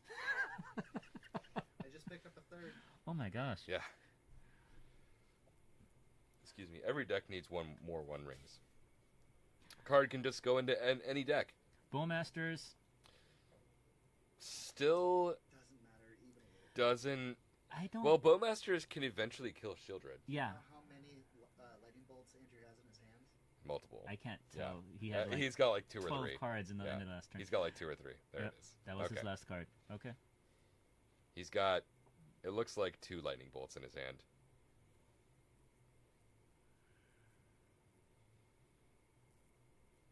So before the One Ring resolves, Oh. the One Ring ability resolves. And now he can, if he really wanted to, He could play the Orcish Bowmasters himself. Right. Or if he really wanted to, he can deck out. At this point. There is a possibility of that, I suppose, but 25 life to 14, attacking for 4 death touch, but I'm assuming True Name Nemesis will not attack again. plays an Orcish Bowmasters of his own to Yep. kill the Orc army that Max made off of his Bowmasters. He's just saying, here, use my token. Yep. Attack for Swinging with everything. 7. And then Max takes 2 on his turn. And Andrew could just play another ring right now and basically end the game. How so? I mean, there's no way that Max would he gets protection from everything until end of turn. Yeah. There's no way Max would be able to come You're back. right. There you go. Yep, so he's playing the one ring and Max scoops it up. And we got a game 3 here. I think there's some potential in this deck, Eugene. Thank you. It just costs a few $100 more. Exactly. I really hope the one ring goes down in price sometime moderately soon. I don't know if it will, Who knows? but I'm hoping it gets banned in the modern. yeah, personally, there's a it's- possibility that it can get banned in modern. It is slotting into so many decks I've in that seen it format.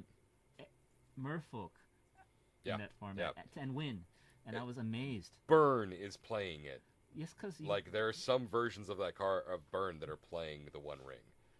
it's probably amazing in that deck. It's I don't know how that deck gets to 4 mana, but like there are some versions of Burn that have played that card. Well, if it can't win immediately off its burn to the face, it draws till it does. Shuffling up for game 3. Mm-hmm. Go. I haven't seen the Winds of Change come in yet, but I'm curious to see how much damage that can do. Winds of Change could do a lot with an Orcish Bowmasters on field. Well, I mean, if you have a Shieldred and an Orcish Bowmaster, Oh my gosh, full hand, it's Shieldred's 21 damage. Shieldred with Orcish Bowmasters and a Winds of Change. You hate to see it. love, hate to see it. Really, I'd want to document it at least once, just for future people. Just have it done once, and then we can retire the deck forever. Exactly. It's the way it always works, right? You do the thing once, and then you throw away the deck. Well, it's like nuclear weapon. It's just deterrence. You throw it away, including the one rings. Just tell me where you threw it away. Yeah. We chop it up into little tiny pieces like a chaos confetti, It really should be. and then we throw them up in the air. At this point, it should be Tolkien the Gathering. Really. Tolkien the Gathering, yeah. Makes me wonder what insane thing they're going to do for the Doctor Who set. Oh, that's Is true. there going to be a Doctor Who set? Mm-hmm. I did not Commander know only that. or a set? I think it's a set, like Lord of the Oh. Rings. Wow, I did not know that. Big fan of Doctor Who, but I had absolutely no idea that WotC was going to be. It's got to be one of their whatever Universes Beyond? Yeah, Universes Yeah, Beyond. right. I guess anything outside of the magic thing is considered Universes Beyond, right? Yeah. They want to see what happens when they go in the Pokemon world. Oh, man. Oh, Yu-Gi-Oh. That probably can't happen.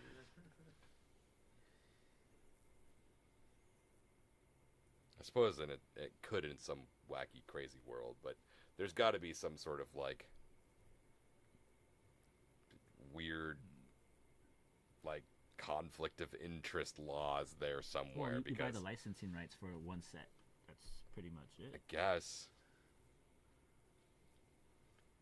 You don't want to see Pikachu in your Magic deck?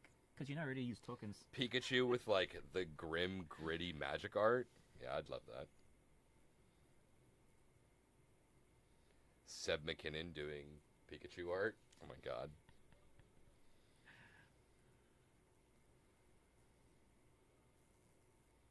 Just ponders. Oops, all ponders from Max over there. Oh, Zane's in the chat. Zane, what's up? How are you? Hi, Zane. Welcome to the stream. We're almost done here. We're in game 3 of round 4. About 15 minutes left in the round. We got Andrew on the right playing a deck that is called Rakdos Winds. Winds. It's essentially WINDS. built not off the wins. modern idea, but with legacy playable cards, so it's pretty exciting. I mean, most of the deck is actually modern Yeah. playable. Almost all of it. Almost all of it is modern playable. So, time to build this deck in modern? People already have. Yeah. Oh, really? I've seen it online, just not with legacy versions. Chrome Mox, for instance. Right. Chrome Mox, obviously. Dark Ritual not able to be played. Mm-hmm. Opposition Agent not able to be played. Reanimate. Hymn to Hymns. Torok, Reanimate. Yeah. Okay, maybe not. Not Winds of completely Change. modern. Yeah. A brew from the modern version. Okay. Thoughtseize. Thoughtseize from Andrew. I see a swords in there. Zane says, had to catch Rakdos Yep, Winds. there you go. Orcish Bowmasters in response to the Thoughtseize, which means Thoughtseize is more than likely resolving. Mm-hmm. There's a force there. He does have a force, but he True Name didn't Nemesis. want to pitch the True Name. So he might take True Name here. What is that other multicolored I card? think it's Veto. Oh, I've never seen a Dovin's Veto art like that. I think it's an alternate. Is there an version? alternate Dovin's Veto I'm art? assuming it's still Dovin on the veto, but I'm not 100% certain.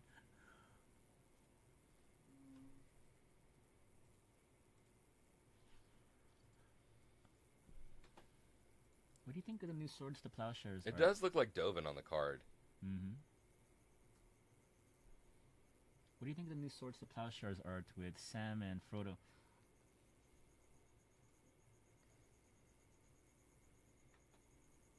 Nope.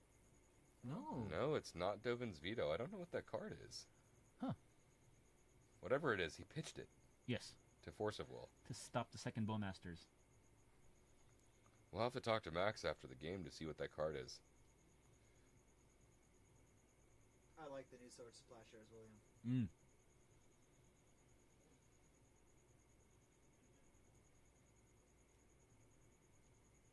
You like it over the original arts? Ice Age arts? I think the original is really cool. I like the little peasant-like guy.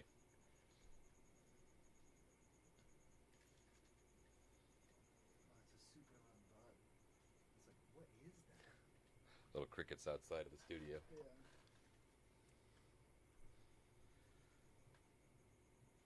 Andrew is looking at a Dothi Voidwalker in hand. Oh, is that a Sauron's? I think- Void Rend. Zane's telling us it's Void Rend. Oh, Void Rend. Can't be countered. Destroy non-land. Interesting. Okay. it's just a flat answer to. And that is, what, Sauron's...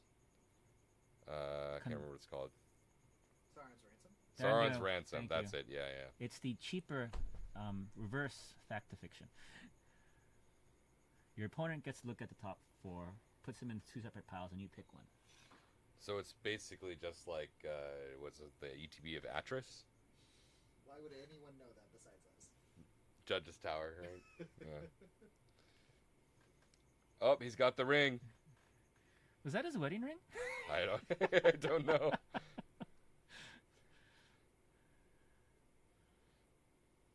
So he's taking Ponder Land, and True Name Brainstorm goes into the bin.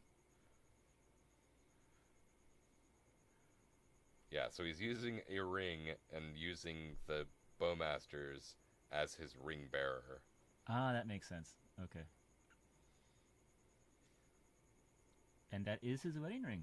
I don't see one on his finger anymore. That's funny. Good on you, Max.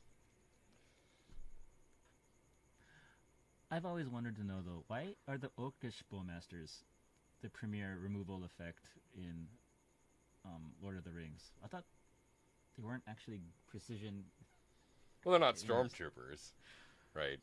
anything. I thought it'd be an elf, to be honest. They had to give Block a good card, Right, but in doing so, they've killed all elves. So pretty much. That one Urukai put down Boromir pretty well. Yep. I don't know Oh. his name. Oh my God, Urk or something like that. I can't Was remember. it that simple? Yeah, the Urukai from Lord of the Rings that kills Boromir. Oh my gosh, it's like a one-syllable name. Okay. I Isn't can't that a remember what it is. Card in Lord of the Rings now? too? I don't think it's a card, Have is a he? card? Does he? I don't know. 1 second. We have to consult the internet. Internet. Everybody's gonna pull out their phone. I'm not gonna pull out my phone. Just say, watch the game. Yeah. Max is resolving a ponder here. Chooses not to shuffle. Draws a card from it. Passing the turn over to Andrew. Is that a bowmaster? Andrew does have a plague engineer in hand. Probably Ah. calls orc here. That's Yep. actually really good on this board state. Very cool. More and more people are playing that because it just Swing for one. eliminates the Orcish Bowmaster mirrors.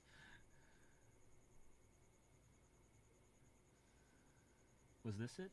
Uglok of the White Hand? I don't think so. I don't think that's his name. Okay. No, not from It's Lord of the two not from syllables. the movie.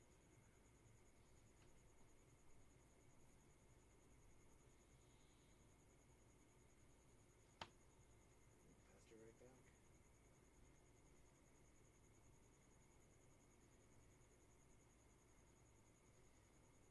His name is Lurtz. Flirts. Okay, I wouldn't have guessed that. All right. Lurtz. The one person who has spent the least amount of time on his phone found it immediately. Good job. You just got to know it to Google, I guess. Mm. Dothy Voidwalker from Andrew over here, and then we see a swords Oh. from Max on the Plague Engineer. He on the sees plague engineer. that here. as the greatest issue. Does that mean he has another Bowmasters? Bowmasters would be pretty good here if Max ends up drawing it or if he has it in hand.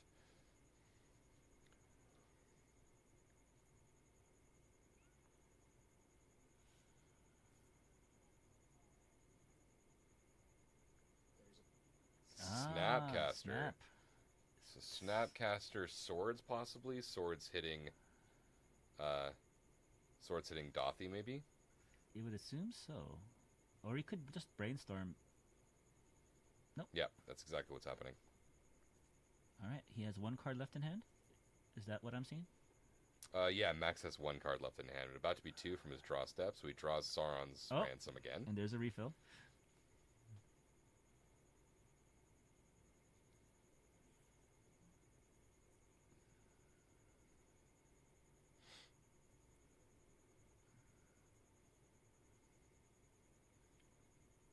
And Andrew looks like he's got Bolt, Shieldred's Edict, and one other black card in hand. Mm. I think that's agent. He might be an opposition agent. Oh, let's. So we are looking at Oh. Stoneforge, Teferi, Land, and Umazawa's Umazawa's Jite. Jite. Sorry.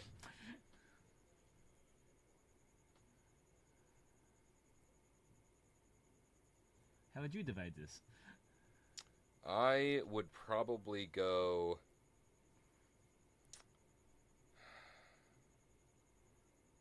Land.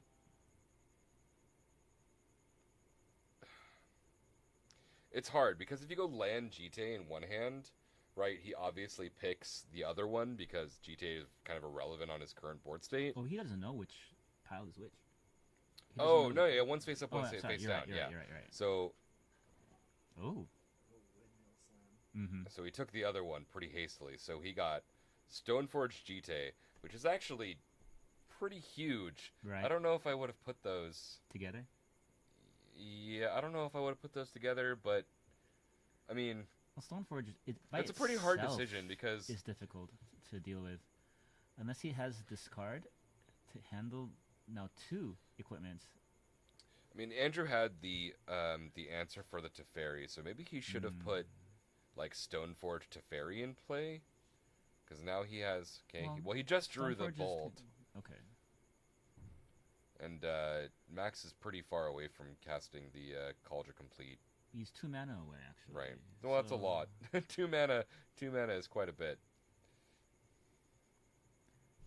Oh, There is a Trailblazer's he Torch. keeps on drawing that card as a one of. Every game I've seen it.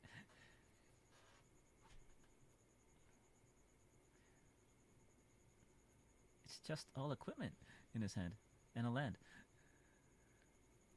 Is that the fourth card to land? It's Trailblazer's Torch, Cauldra, Jite. Jite, and a land. Alright, so there's Torch. It might be a land. I'm not sure, but if it is, that's actually good too, because that's the 6th. That's the 6th land for the Cauldra, yeah. But he didn't play it, so it's not. Is he basically giving him the initiative? Yes. This is also a blowout with the agent. I don't even know what the other ability of Trailblazer's Torch is. It's not a good ability. Oh. I think you can sacrifice it for 2 mana or 2 damage. No, that's not it. No? No, I think you attach it to your creature, and then it's something to do with blocking, and it does extra damage if it's blocked. I got it right here. But that's so.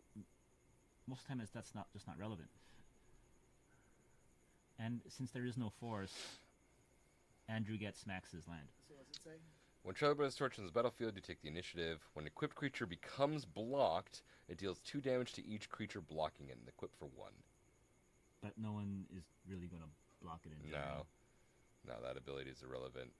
But, yeah, Max is effectively just giving Andrew the... Basic land from his deck, yes. But Max... Well, no, he's giving him the initiative, because he Yes. played that, but he had a creature on field that he couldn't deal with. Right. And now he has 2 creatures on the field. So Andrew is gonna be taking the initiative here in a second.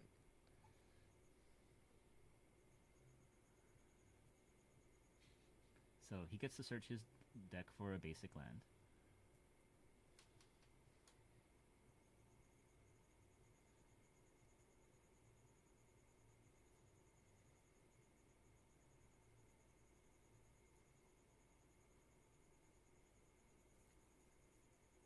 I guess he was prioritizing getting lands to Cauldra. That's a possibility, yeah, if he took the initiative. I mean... Like he knew he was going to give it up, but if he got to a 6th land... If he, I thought he had Yeah, a 7th in his hand, so yeah. But He might didn't be play a wrong. land last turn, so that, yeah, I don't the know other what the next land, card is. the other card is not a land. Mm-hmm.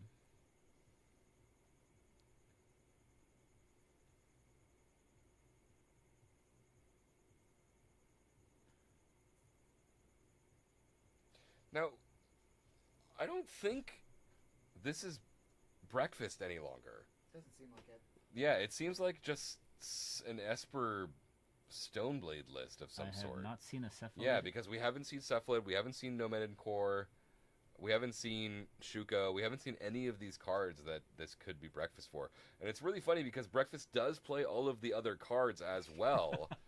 But now that we've seen a lot more of Max's deck, I really don't think this is breakfast. It might just be some sort of a Stoneblade list. Esper Stoneblade? Yeah, Esper Stoneblade of some sort. The second Max plays a creature, though, Andrew has a way to kill it. He has a Shieldred's Edict in hand. Oh, good. I was worried about Snapcasters. Takes And keep 1 back 5. for protection. Oh. There's an Orcish Bowmasters, Right. which he's probably just going to... He might go to face, I don't know. He's not going to kill the other Bowmaster? I mean, the other... Yeah. Orc? Oh, it is a 1/1. I thought it had a counter on it. Oh, I see. And Okay. then he'll take the initiative back. So he's going to Shieldred's Edict, make him sack a... Oh, it looks like he's got 2 Shieldred's Edicts, yeah. Mhm. So he makes him sack a non-token creature and then a token creature. So that Jite will not be relevant, Right. Plus, he doesn't have the chance to get the initiative back this turn. which was the important thing.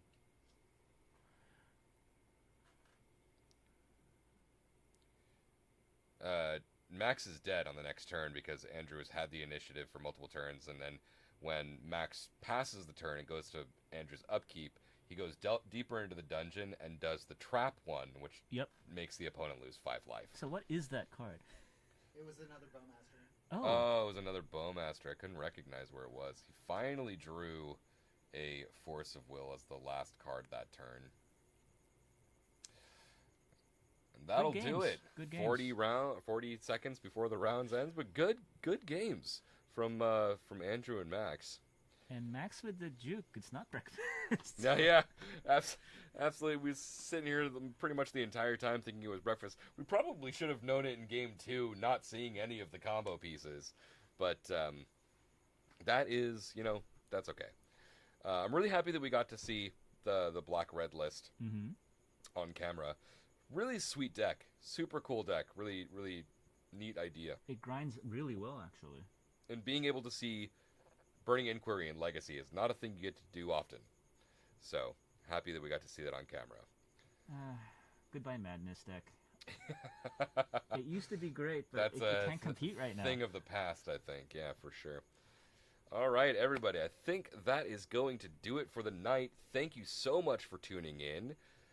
We will be back streaming in a couple of weeks, unless we are taking a break. Nope. Okay, so in 2 weeks from now, we will be streaming again. Other than that, we will be putting more videos up on the channel. Right. Thank you so much for tuning in again. Please Make like and sure that you subscribe. like and subscribe. That's exactly correct. Make sure that you visit Collector Legion's website, and pretty soon Spellhold Games is also they are going to creating be one. getting up their own website as well. Remember, everybody, support your LGSs. This is how we make magic happen in paper. So, until next time, we'll see you in a couple of weeks. We'll have different commentators then as well. But until then, peace out, love, Good night, everybody. have a great night. We'll try to drive home safely. Bye.